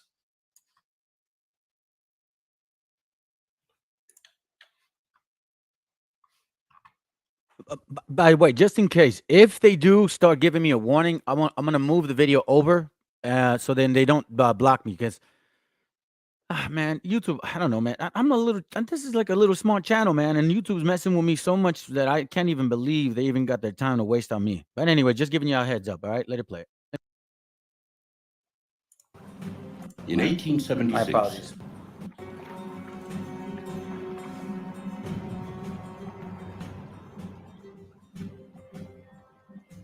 In 1876, reeling from nearly a century of conflict, Mexico elects Porfirio Díaz president. So now let's compare what we've been through. Okay? For more than 30 years, he will rule Mexico with an iron fist in what will become known as the Porfiriato. To some, he is the benevolent father, the peacemaker, but to others, the traitor, the man who gave Mexico away to the foreigners. The Porfiriato is, in some ways, the beginning of that peculiar relationship between Mexico and the United States. The Porfiristas believed given the economic thinking of that time, that the way to move ahead was to open the gates to foreign investment. Mexico was right next to the United States, so Mexico was largely an economic colony of the United States by 1900.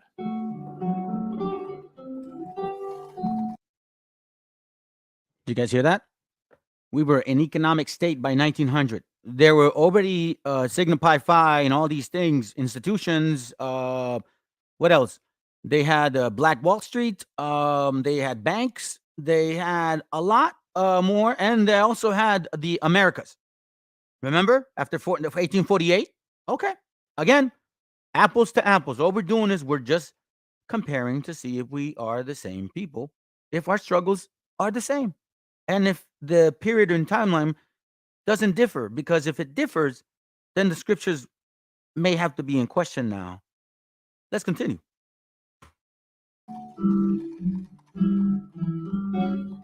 The center of power during the Porfiriato is Mexico City. Here, Diaz surrounds himself by a group of technocrats known as the Científicos. This circle of power controls much of the nation's wealth, with little regard for anyone outside their circle.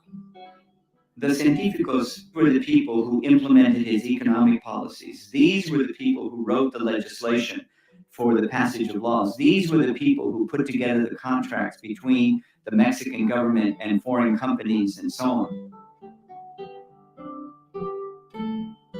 They were elitist. Some of them were racist. That is, they believed in the notion that the biggest problem that Mexico faced was its backward Indian population. Backward Indian population. Here, I just thought of a scripture. My bad. It wasn't part of it.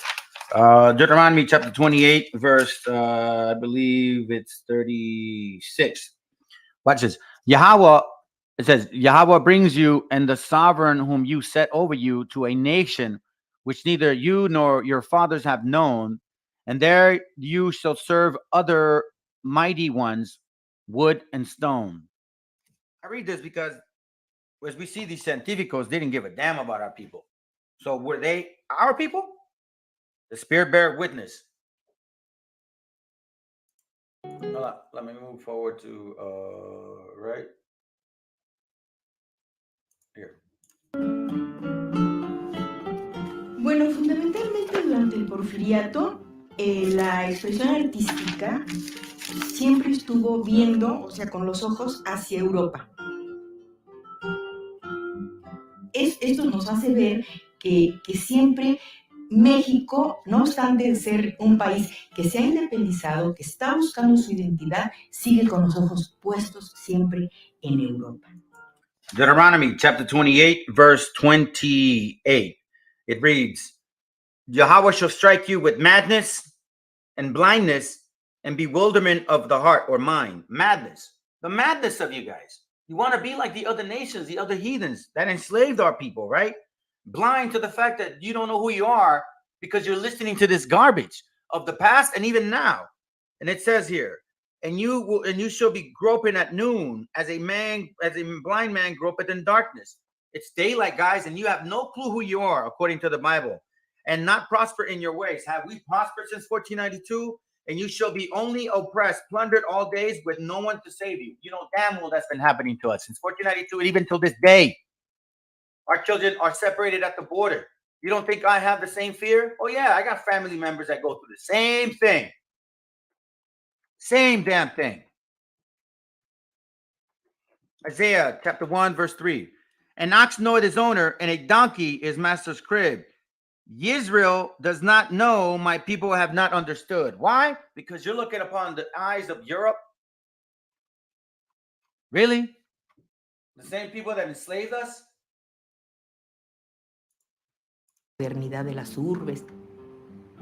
Por otra parte, tenemos a todo este pueblo. Listen, I didn't bring any bridles up for those guys because honestly, I was just showing who they are. But you guys are our people, our gente. I know what struggle we've been through. So you damn right I'm going to bring scriptures out because that Bible belongs to us. 500 years since we haven't had it. And they were introduced to white man as God. Now all of a sudden, in the last 20 years, supposedly we are Hebrews And another nation tells us, and they bring another image.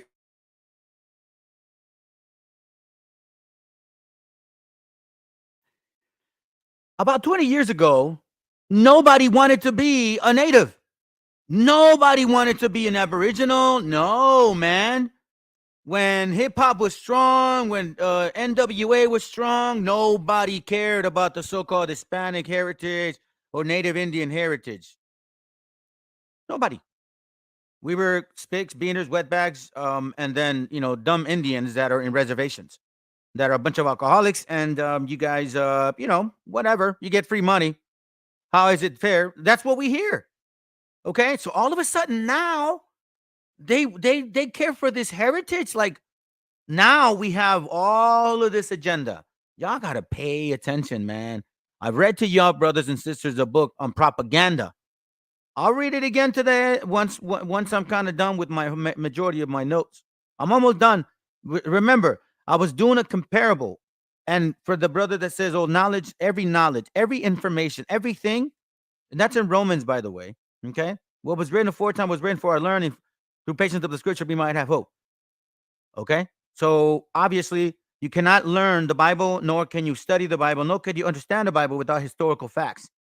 If you believe only by DNA or Bible, and then you don't actually look at the historical facts, then I don't know I can't help you.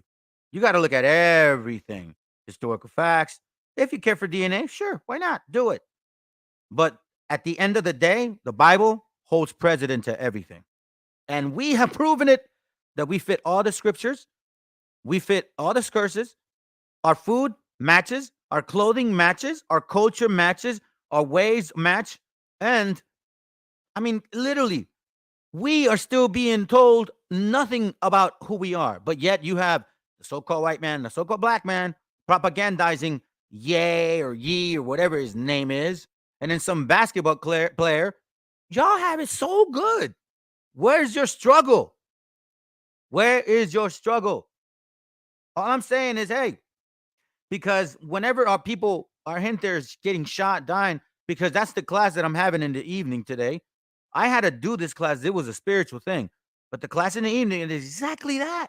While we hear all this news about everything else, guess what? Our sisters are getting shot, killed, murdered, and raped. Let's continue. A este pueblo campesino que está marginado, que no se le atiende, en donde se va a encontrar el descontento.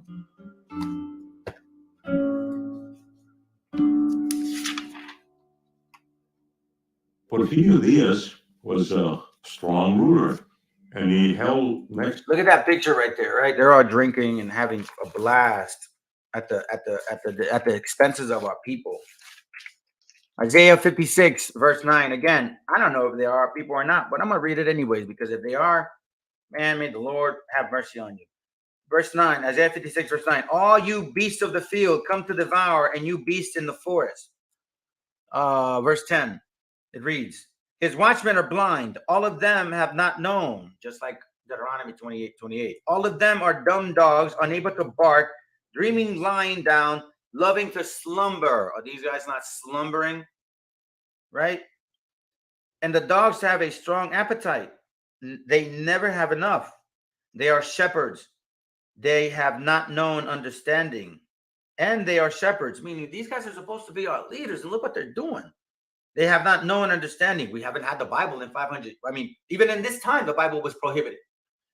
All of them look to their own ways, everyone for his own gain, for their own end, saying, come, let me bring wine and fill ourselves with strong drink. And tomorrow shall be as today, even much greater. Is he not looking upon the much greater land? You see this field?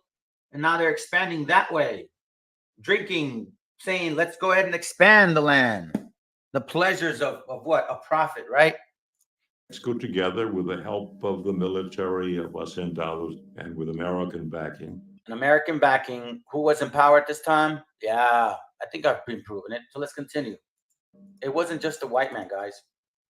The unrest was there because of the nature of that economy and the society of that time. Rural Mexico was poor. The hacienda system was a tragedy for Mexico. It was. It was a heavy tragedy for our people. It was the worst thing that could have happened, because they made it seem as if it was very attractive and just the way to go, and quite frankly, it was not. Okay, let me start it here.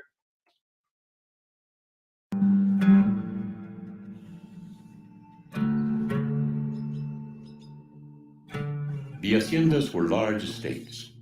Some originated from Spanish land grants, while others were made up of lands the owners had bought or stolen. They were nearly totally self-sufficient enterprises that up until the revolution functioned in a semi-feudal system. The haciendas generated much of the wealth of the country, but most of it stayed in the hands of a few.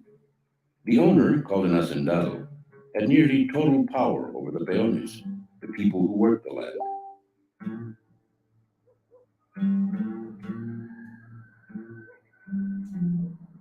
The southern state of Morelos was home to some of the richest haciendas in all of Mexico. Many of them were sugar plantations, long known for horrendous conditions. After centuries of abuse, Morelos was ripe for a rebellion.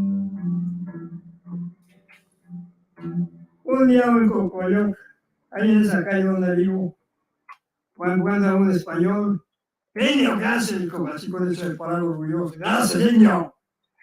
El niño se agacha, usted lo ve, señor, porque ya sabía que la opresión era grande.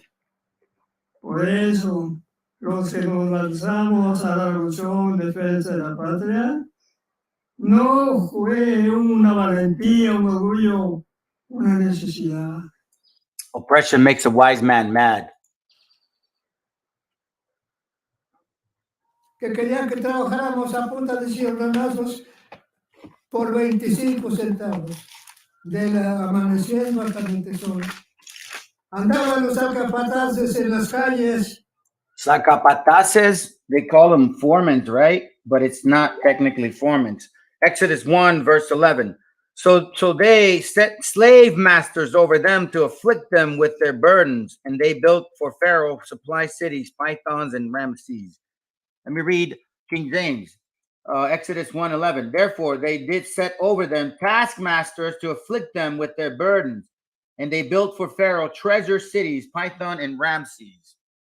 That's what zapatas means. This guy right here. Andaban los alcapataces en las Alcapataces, the taskmasters. Calles, que no hubiera ninguno en su casa sentado ni acostado, menos, y lo bien, vamos para afuera, ni permiso pedían los alcapataces. A punta de chicotazo, vamos a cargarse la calle, a cortar calle, por 25 centavitos. Centavitos, no pesos, como ahora. ¿Y quién iba a aguantar eso? Dígame, ¿quién va a aguantar eso?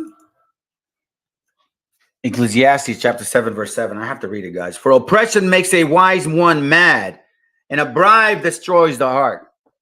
25 centavos was nothing, guys. If you guys lived in over there, they terminated that. But there was a time where I remember where we had, pesos and then centavos, the lowest of the lowest.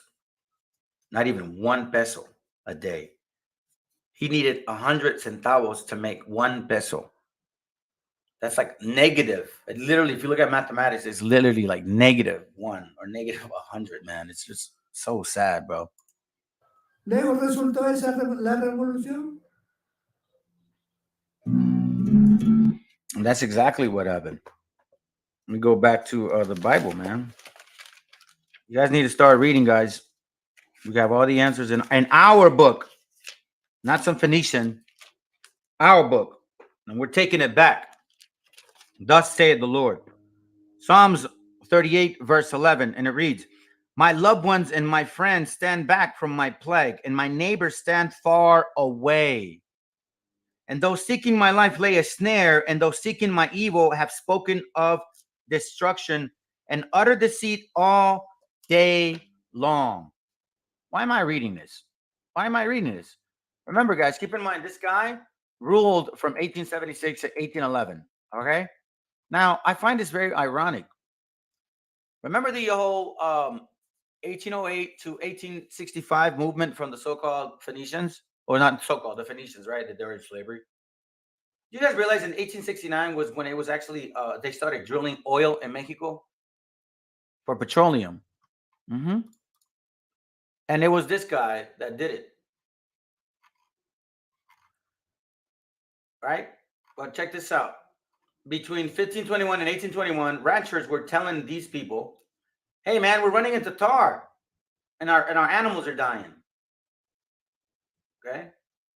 In 1846, they were already looking to mine in Russia. This guy here, he opens up a lot of them all over the continent of Mexico, right? But I find it so funny. This colonial period of when reports ranchers having cattle lost. And then in 1821, right, between 1521 and 1821, then all of a sudden in 1823, James Monroe articulated the Monroe Doctrine, which was a very shady way of saying, hey, this law will protect us all so foreign invaders don't come in. But then that law also stipulated in the small print, if you owe them money and you bring issues to our continent, then we would have to overrule you. That's exactly what it actually did. Because in 1850 is when it was actually officially coined, I guess, in a sense, right? And then if you look at the Mexican secession, it was in when? In 1848. The war started in 1846 through 1848. You know, there were white and black people fighting us. So as you can see, the expansion has a purpose. The Mexican War began in what? Oh, and by the way, we had independence. It became independent in 1821. And 2 years later, the Monroe Doctrine. And they had already been told that there was tar pits. I mean, look, man, if you look at this, okay, look what we've been through. And it hasn't stopped. All right, when the Spaniards came and they were black and white. Oh, what a coincidence. They put a black guy there. See, man, I swear. Independence, right?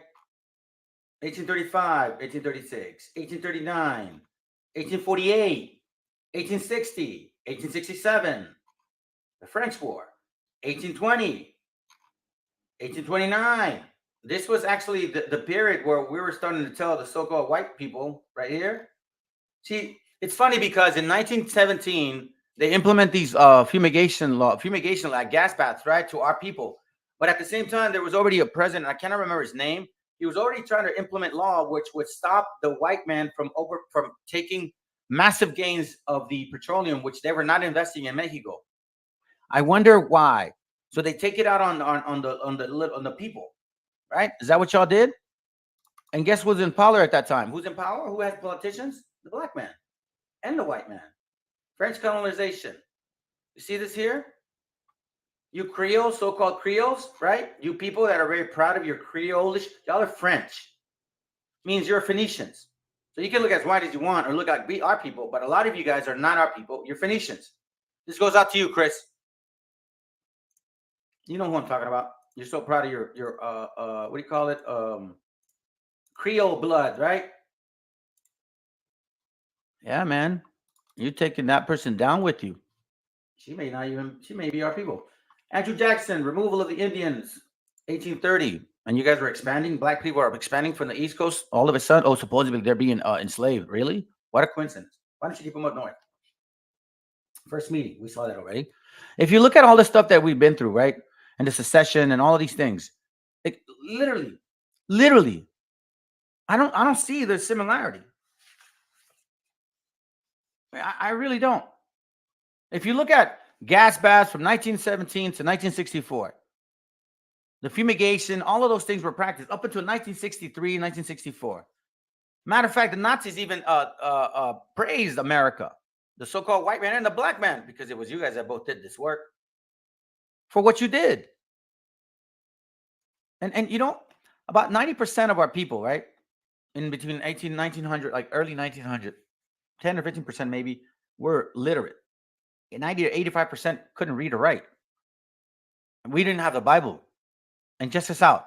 Only on 1950, we actually started seeing a lot of increase in literacy. About 40% of the people were actually being able to read at that time now. Yeah. Okay. A lot of these things were going on. In 1929, 1936, you guys forget about this here in America?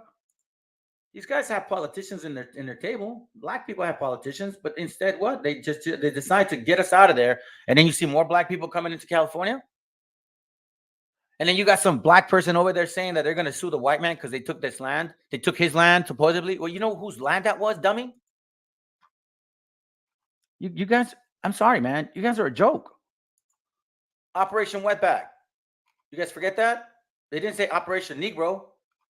Operation Wetback. You guys were you guys had politicians. Even that guy said it.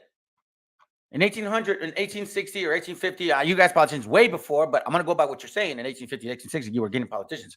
I didn't see you guys fighting for our rights. You guys weren't saying we're the same people then. 1 million people were getting kicked out. Massive people were getting lynched from 1860, 1870 to all the way through 1810, 1820. Our people. Was that being told? Don't forget, since 1492, we haven't had the Bible. You guys need to read that. As a matter of fact, I'm going to post a link on Facebook when today or tomorrow. You guys will see the link that shows the Lutherans criticizing the Europeans. That supposedly we're not authorized to have the Bible. We can't print it. But what about the Monroe Doctrine? What the hell was the Monroe Doctrine about? I thought that was to protect us, but yet we were not allowed to have the Bible printed. Those are facts. And when it was available, 1831, 1833, the one that was, a few, were more than $200, which is like $8,000 now, 25 volume set. What damn peon's going to be able to carry that around? They don't even have a house. You saw how they were whooping their butts every time just to get up and work. Who the hell had energy to read, let alone Latin?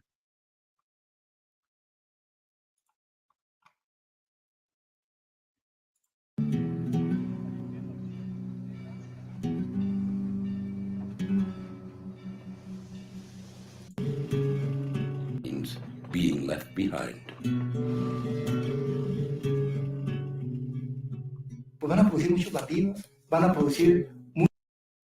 Hey, yeah, you know what, Salome? Yeah, my grandfather on my mom's side, because I didn't meet my father on my dad's side.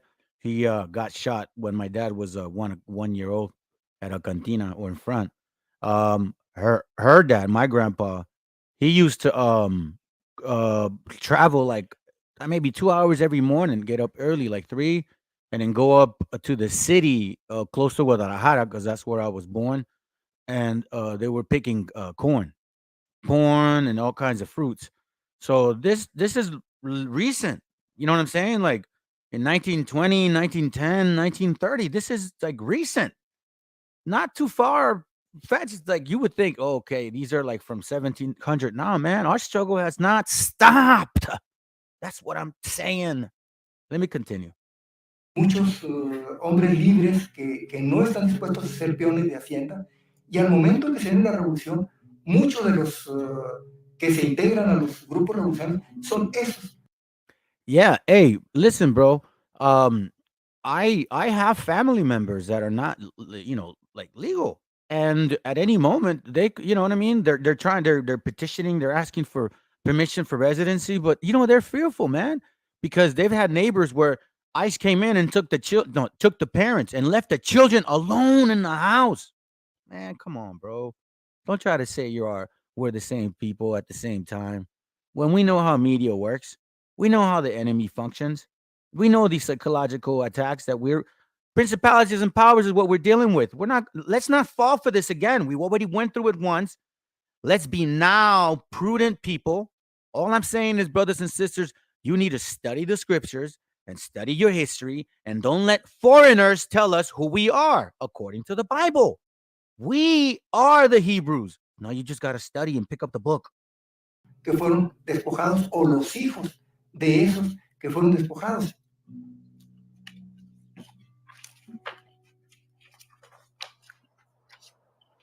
In the late Porfiriato, Americans had huge stakes in Mexico. The beginnings of petroleum, mining especially, The railroads were built by Americans. Many Americans owned land in Mexico. These were economic interests, and the Americans wanted to protect these interests. Well, you know where I'm going. You know where I'm going. You know where I'm going. You that are studying the scriptures and really take it to their heart that this is our book. Deuteronomy. You know where I'm going. Deuteronomy chapter 28 and verse 30. Where are you at? Verse 33. A people whom you have not known, eat the fruit of your land and all your labors, and you shall be only oppressed and crushed all the days. See that? Yahweh will bring you and the sovereign whom you set over you to a nation which neither you and your fathers have known. We didn't know these guys. Do we know them? Verse 38. You take much seed out of the field, but gather little in, for the locusts consume it.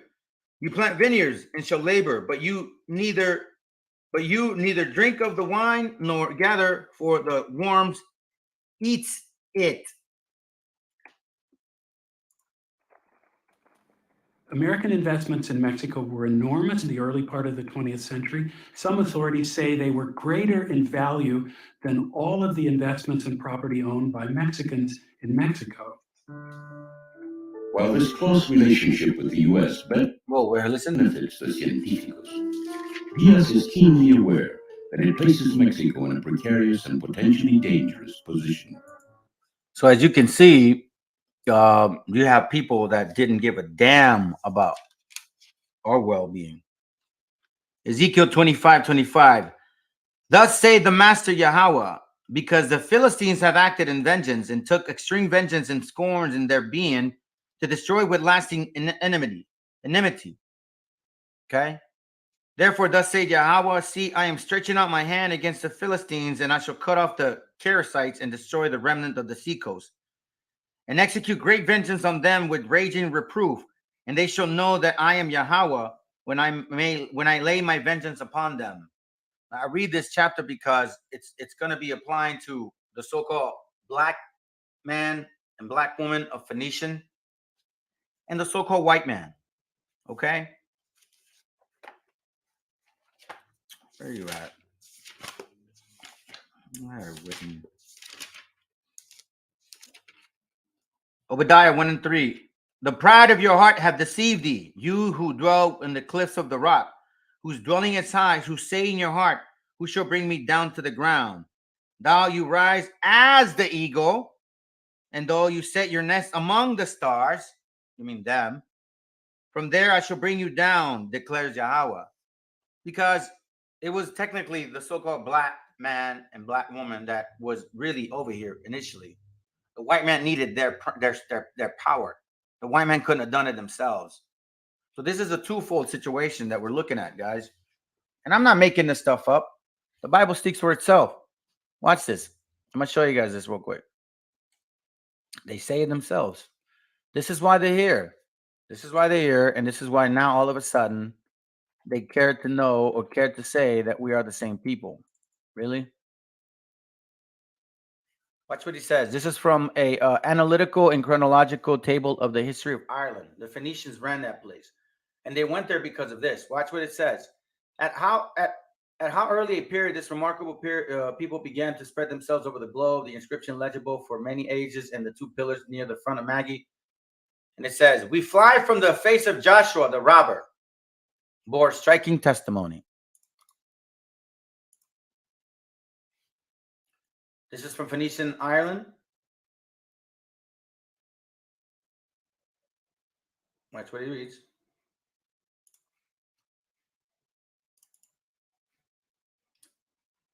I'll start here.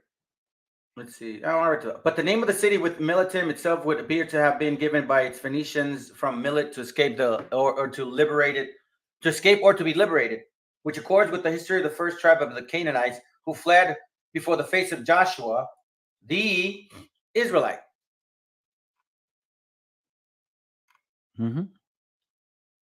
The Israelite. Now let's go to here real quick again.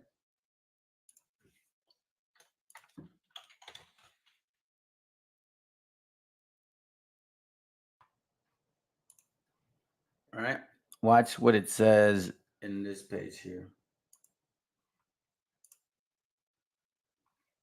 I think it's this page.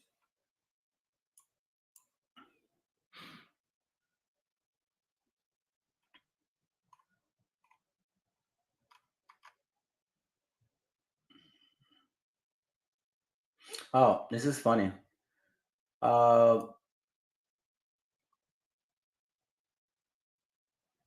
Well, look what it says here. The proximity of the borders of Europe and Africa and the evidence of the African phenotype among Southern Europeans led Napoleon to remark that Africa begins at Pyrenees. He said it. Okay, I'm going to show you guys something real quick because I'm about to finish up. Let me see if I can find it. It goes to show, man, when you look at doctrine for what it is, if it's solid, it stands ground and it doesn't depend on one scripture or color scriptures. It really is the Bible itself. You cannot knock the Bible if it's a solid and true doctrine. Watch this, guys. Remember that whole thing that he says, "Oh yeah, we were enslaved and we ruled Europe and we ruled Europe and then they were scattered in Africa." Okay, watch what it says here. This is what they say, that they ruled Europe and then they went to Africa, right? And they go to verse 49 and say, Yahweh shall bring a nation against you from far, from the end of the earth, as swift as the eagle flieth, a nation whose language you shall not understand. Look what this guy said, an African person. The fact that the Africans from the north have been intruding into southern Europe from the very early time should not come as a great surprise, for the straits that separate the two continents can be crossed by the simplest boats in the matter of hours. It's a skip and a hop, man. Europe is literally like skipping a hop to Africa. How in the hell are you using verse 49? Yahweh shall bring a nation against you from far, from the end of the earth. From far. It's not on a boat ride. Oh, simple boats. Meaning I could even get an inflatable boat and probably make it across. As swift as the eagle flies, that nation whose language I shall not understand. You guys spoke English, Spanish, Dutch, German, French, Russian, Prussian, what else? This Czechoslovakian. Come on, guys. Really? Let me share you guys some prophecy real quick. You guys think I'm full of it? Share this to your people, because what's coming to you, I pray the Lord that what's coming to you is done to you 3 times, 4 times, 15 times worse than what y'all did to our people. And I mean that with every sense of the word. It's called righteous hate. Y'all say that to the white man. I already know what the white man did. And you know what? At least they don't hide from it. You know what I'm saying?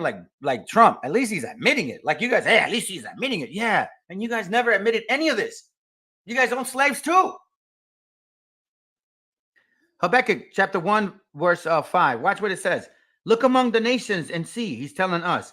And be amazed. Be amazed. He says it with an exclamation point. For a work is being wrought in your days. For a work is being wrought in your days. You hear that? For a work is being wrought in your days. Let me repeat that again. If not, I'm going to go back to this book.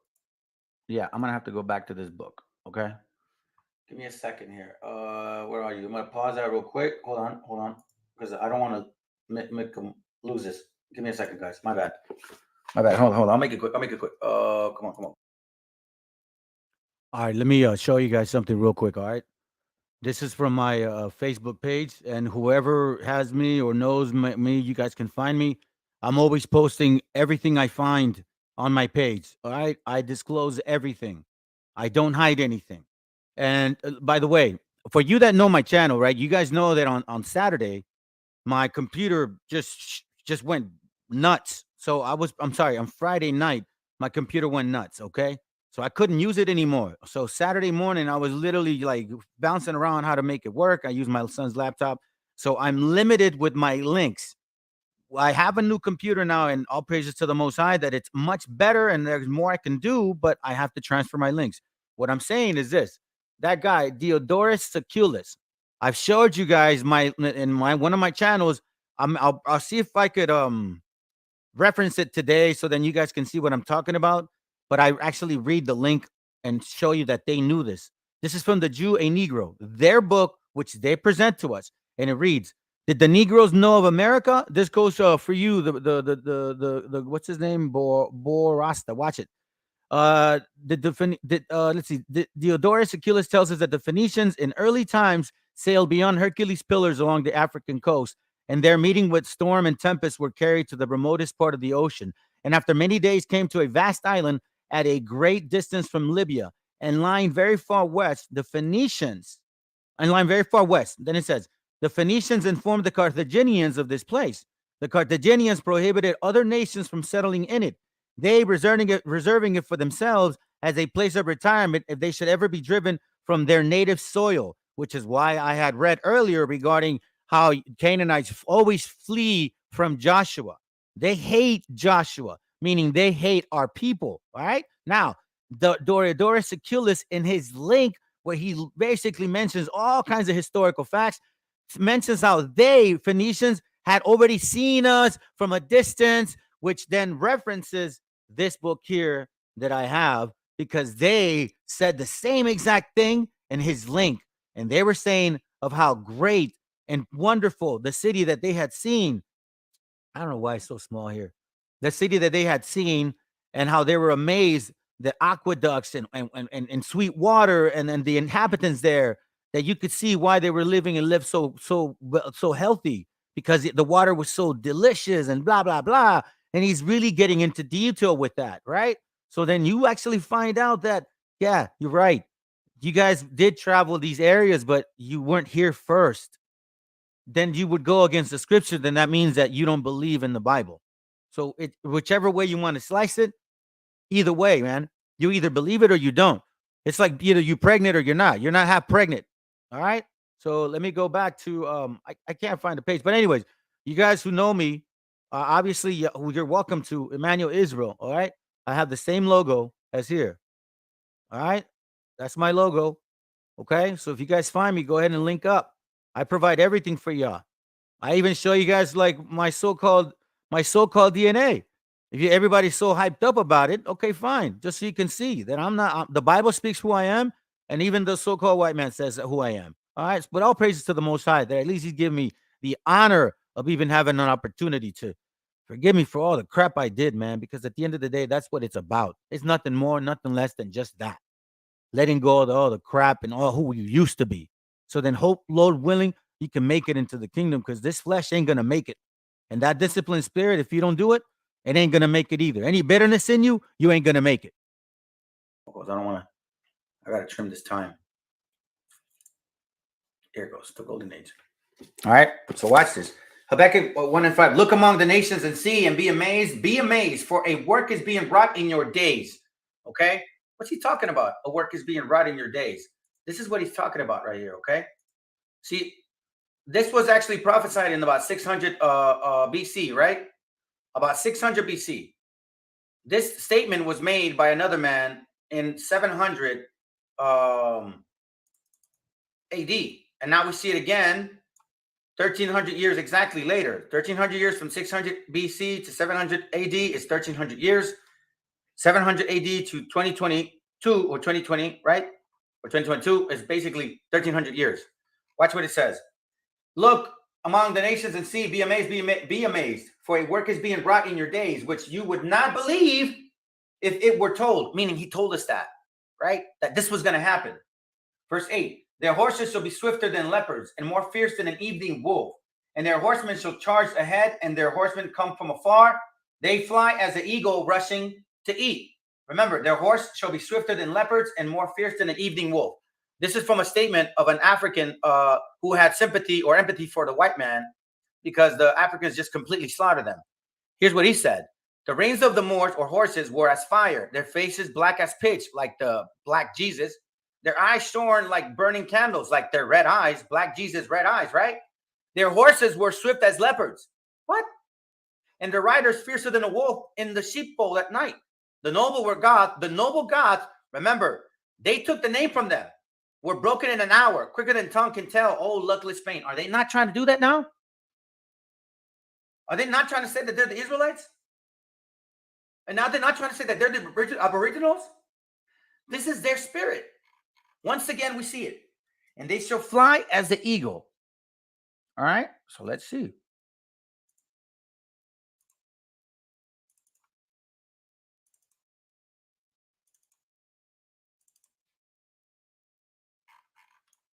What is that? And they shall fly as the eagle.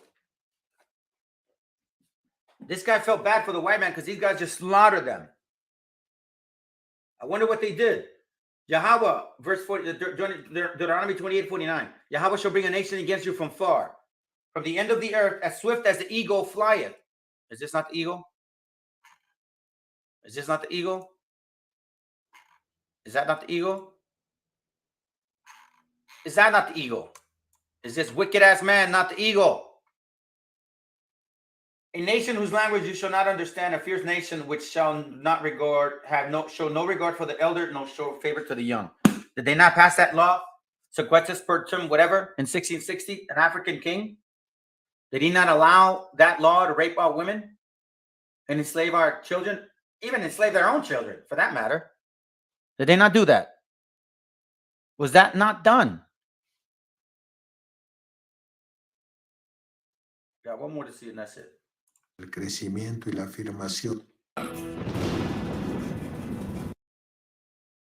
Wait. Hold up. Watch this.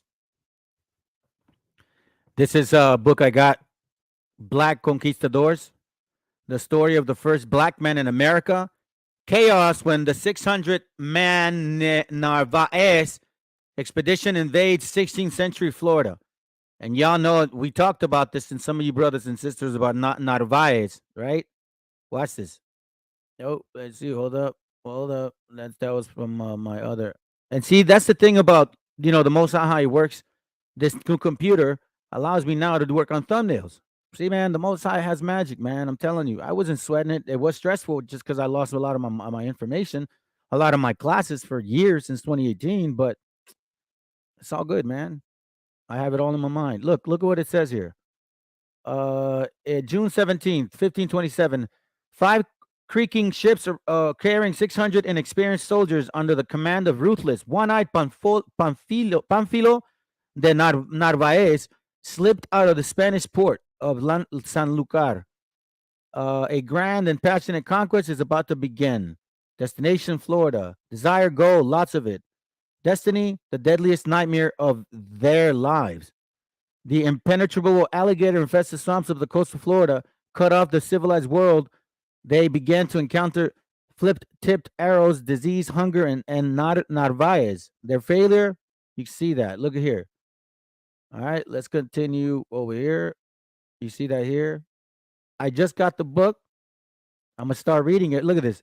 Barrel Girl, the compassionate Teobagan Indian girl who thinks her only problem is keeping her fishermen out of the manchi, the she-man hut late at night. Then 600 gold-hungry Spaniards land on her village shore, and she is caught in a whirlwind adventure as she is forced to guide them around Tampa Bay to the horror that awaits the other side. Look, Estebancico, a slave as a Spanish captain about to make the biggest mistake of his life in dark jungle of the swamps. The first black man in America will stop at nothing until he becomes el conquistador negro, the black conquistador. Listen, guys, these things here are no joke. They're no joke. Let's continue. Let's go. Si vemos al porfiriato desde el punto de vista del crecimiento y la afirmación de una economía mexicana, de una clase emergente y una cultura, vamos a ver un espectáculo. Si lo vemos desde el punto de vista de la opresión de los indígenas, de los campesinos mexicanos, los trabajadores urbanos, en que esto se basaba, vamos a ver otra visión. Si combinamos las dos visiones, lo que nos va a aparecer en el medio es una gran injusticia. Esto es el porfiriato.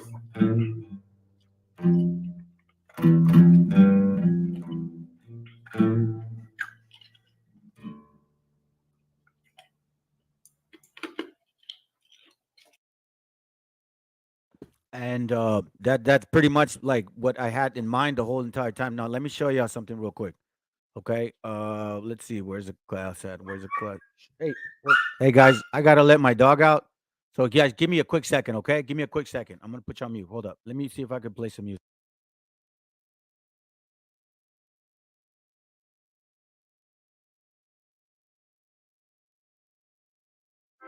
You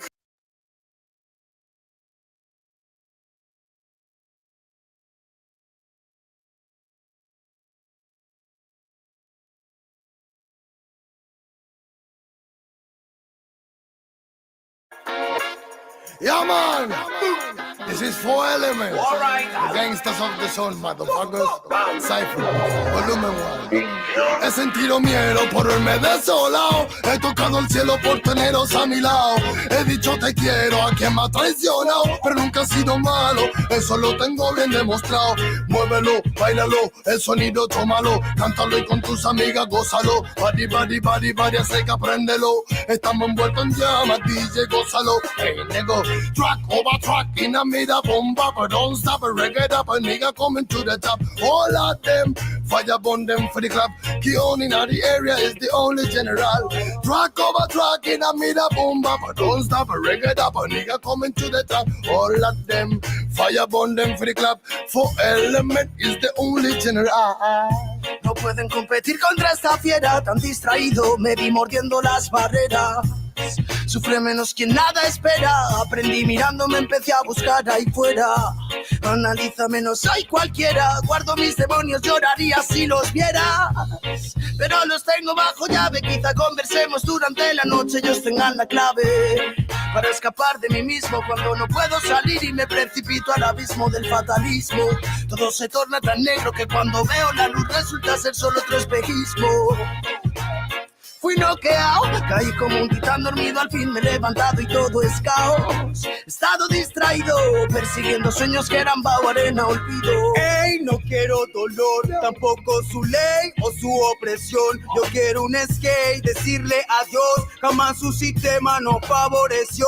Grité Mayday, nadie me ayudó, ni la policía, ni el rey, ni su Dios. Yo quiero saber dónde se quedó aquel pueblo libre y su revolución. Llegó tu condena, te moverás y romperás los problemas, no es novedad que no verás otra forma de olvidar las penas que queman tu órbita vibracional. No quiero ser normal, tampoco singular, no hay norma que transforme mi moral. Logré quitarme los prejuicios, admito que estoy completamente enamorado de todo género musical. Rap con represión, la condición es infrahumana, la religión paga con prisión al que nada trama. Piensa en fama, cruzado tumbado en tu cama.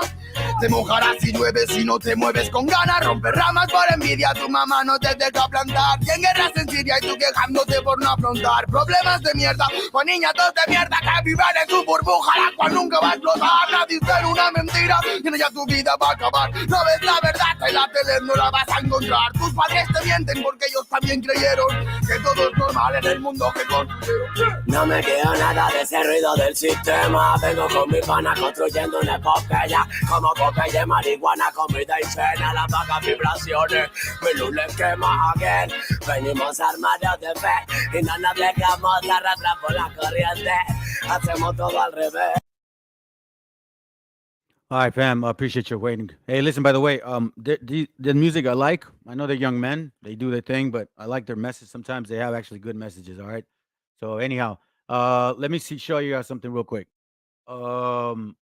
Whichever, because look, a lot of my videos, for whatever reason, YouTube has been messing with them, okay? So you guys can go in here and find out any questions you guys have regarding like what exactly is it that we stand for.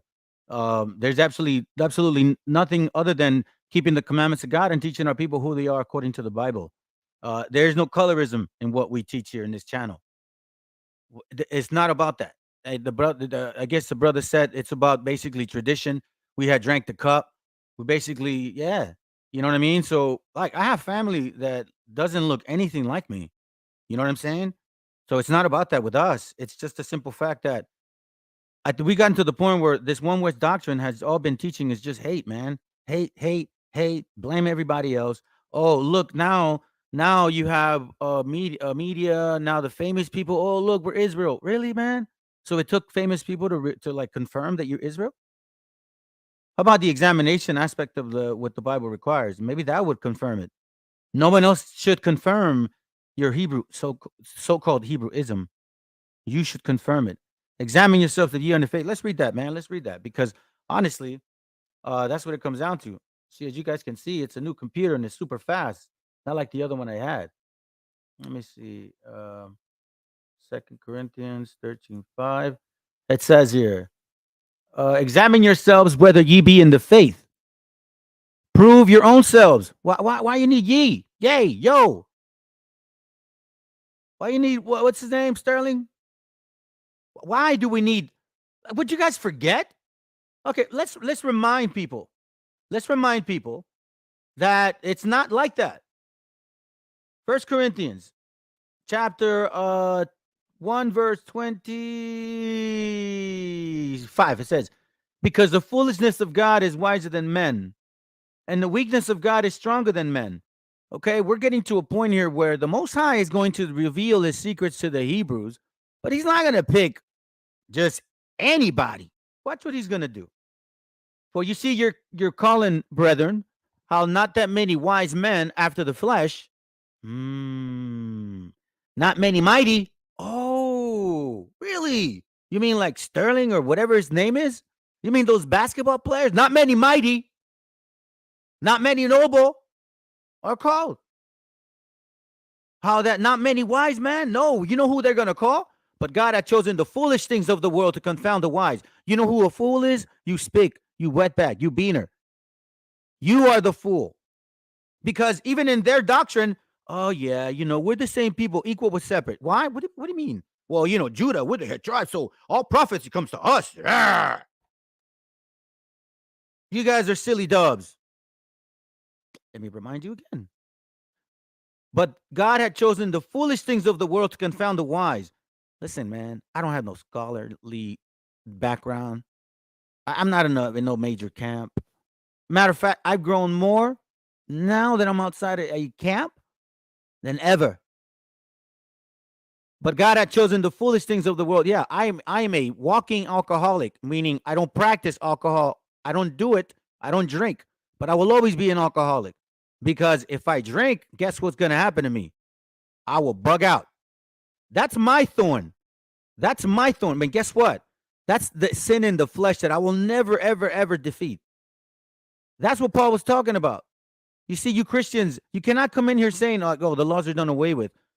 No, because sin is in the flesh. Unless you destroy your flesh, but then that's called suicide. You can however you slice it. Anyways, but God had chosen the foolish things of the world to confound the wise. Yeah, you guys. God had chosen the weak things of the world. And I'm 46 years old, bro. And I got brethren that are older than me that are out there also trying to do their best. Chosen the weak things of the world to confound the things which are mighty. You guys trust these people? Hey, all praises, man. Look at this. Let's see. Mexican, all praises, brother. Good to see you again. Iniquity against the Most High by Solomon caused a split. Okay, yeah, that's something between y'all. Okay, all praises.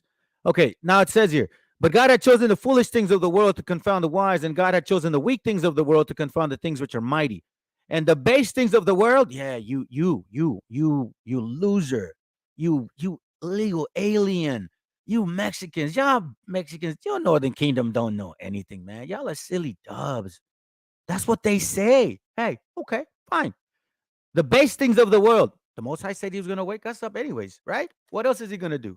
What else is he going to do? The things which are despised, God had chosen, yea. And the things which are not, to bring not the things that are. So that's what we're doing right now. You see, one Western converts, you guys had the Bible for 130. No, you guys had the Bible since you came here. And for the last 130 years, you've been preaching Hebrewism. And you said that the world was going to end in 2000. We're still here. And there's 144, and it's massive rooms full of so-called black people, and we're still here. So you're in Africa, we're still here. You got schools in Africa and Europe and everywhere, almost all so-called blacks, and we're still here. So what's going on?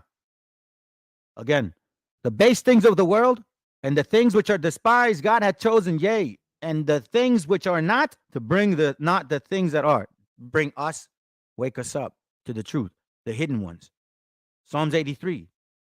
Crafty counsel, make sure that we keep them from them being a nation.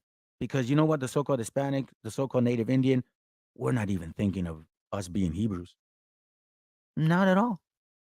We're like satisfied with Christmas coming up in December. We're satisfied with Thanksgiving. Virgen Maria, crawling our ways all the way just to pray to her. That's December 12th. I'm doing a class on that, by the way, too. You see, in this channel, we talk facts. If y'all don't like it, then it is what it is. Because I had to examine myself to see if I was a Hebrew. You see, the black-only Israelites were really pushing against us being so-called Hispanic, so-called Israelites. So I'm like, well, shoot, man, you're making me think out about it. So I'm like, okay, well, I'm going to find out. And guess what? The more you hated me, the more I realized I am a Hebrew. And guess what for that? All praises to the Most High. So again, guys, my Facebook page, you're welcome to suggest me, find me, befriend me. I'm always available to chat. I'm always available to talk. Listen, what I'm trying to do is bring our brethren together, man. I see a lot of so-called Native Indians in our Facebook groups, and they're pushing to reach out to us. Now we need to reach out to them. We are starting to come together. While these guys are over here, yay, look at the basketball player. We're the true Hebrews. Okay, cool. And on the quiet end, these words are being passed from house to house, because that's how it was. It wasn't in some auditorium, guys. It was in homes and a couple synagogues. Anyhow, I got something for you, though, man. I got something for you guys, because I've been waiting to play this song, and I think I might have played it, but what I'm going to do is I'm going to actually do the wording for you guys, because a lot of times we don't listen to the wording. And I think it's proper written scriptures. It's very similar to brotherhood, man. So as the song plays, I'm gonna show you guys, like, so you could read it. Hopefully y'all can see that. As the song plays, I want y'all to read it in Spanish, okay? This is a Spanglish channel, so if y'all new to my channel, I speak Spanish and I speak English. So I do Spanish classes. I would do more, but a lot of people aren't really asking for them. Here, let me play this right here. Let me read this for you, Mexican. Let me read this for you, bro. Honestly, never underestimate our people playing our secular roles, but rest assured we have 530 centuries of invasion, occupation, independence, revolution, reform. Our spirit is not easily roused. Hey, not only that, man, we are fighters to the core, because that shows you we're fighters spiritually, bro. Honestly. Anyways, love you, brethren, man. You know me, bro. I only do these channels for y'all, because if I don't do them, I don't stay sober. So I need y'all as much as you probably need me, but I feel like I need y'all more, okay? Let's see. When we move, act, not talk much like, yeah, hey, this is why I'm trying to say. I'm trying to reach out to these brethren out here, like the dude from Maravilla, man. I'm trying to reach out to him, because our people have order, but in wicked ways. Like, when it comes to the cartel, we got order. When it comes to the pinta, we got order. When it comes to the hood, we got order. When it comes to us taking care of our neighborhoods, where we don't hurt our families, we got order. But yet we can't do it with the Bible. Now it's time to do it with the Bible. And our people from up north here in America, the Native Indians, are reaching out to us. You brethren, we are the same people. Y'all need to start reaching out to them. You see them? Say hi. Say hi. Say shalom. Say whatever, man. This is fam time. Now it's time to gather together. Zephaniah 2:1. Gather yourself together, O nation not desired. All right? Here, I got this for you, man. All praises to the Most High. I'm going to have a class later on today. It'll be shorter. But unless I got something going on, because I am going to be busy today, I'll do my best to do it. It's going to be a short class. But anyways, here's what I got. All right, shalom, family.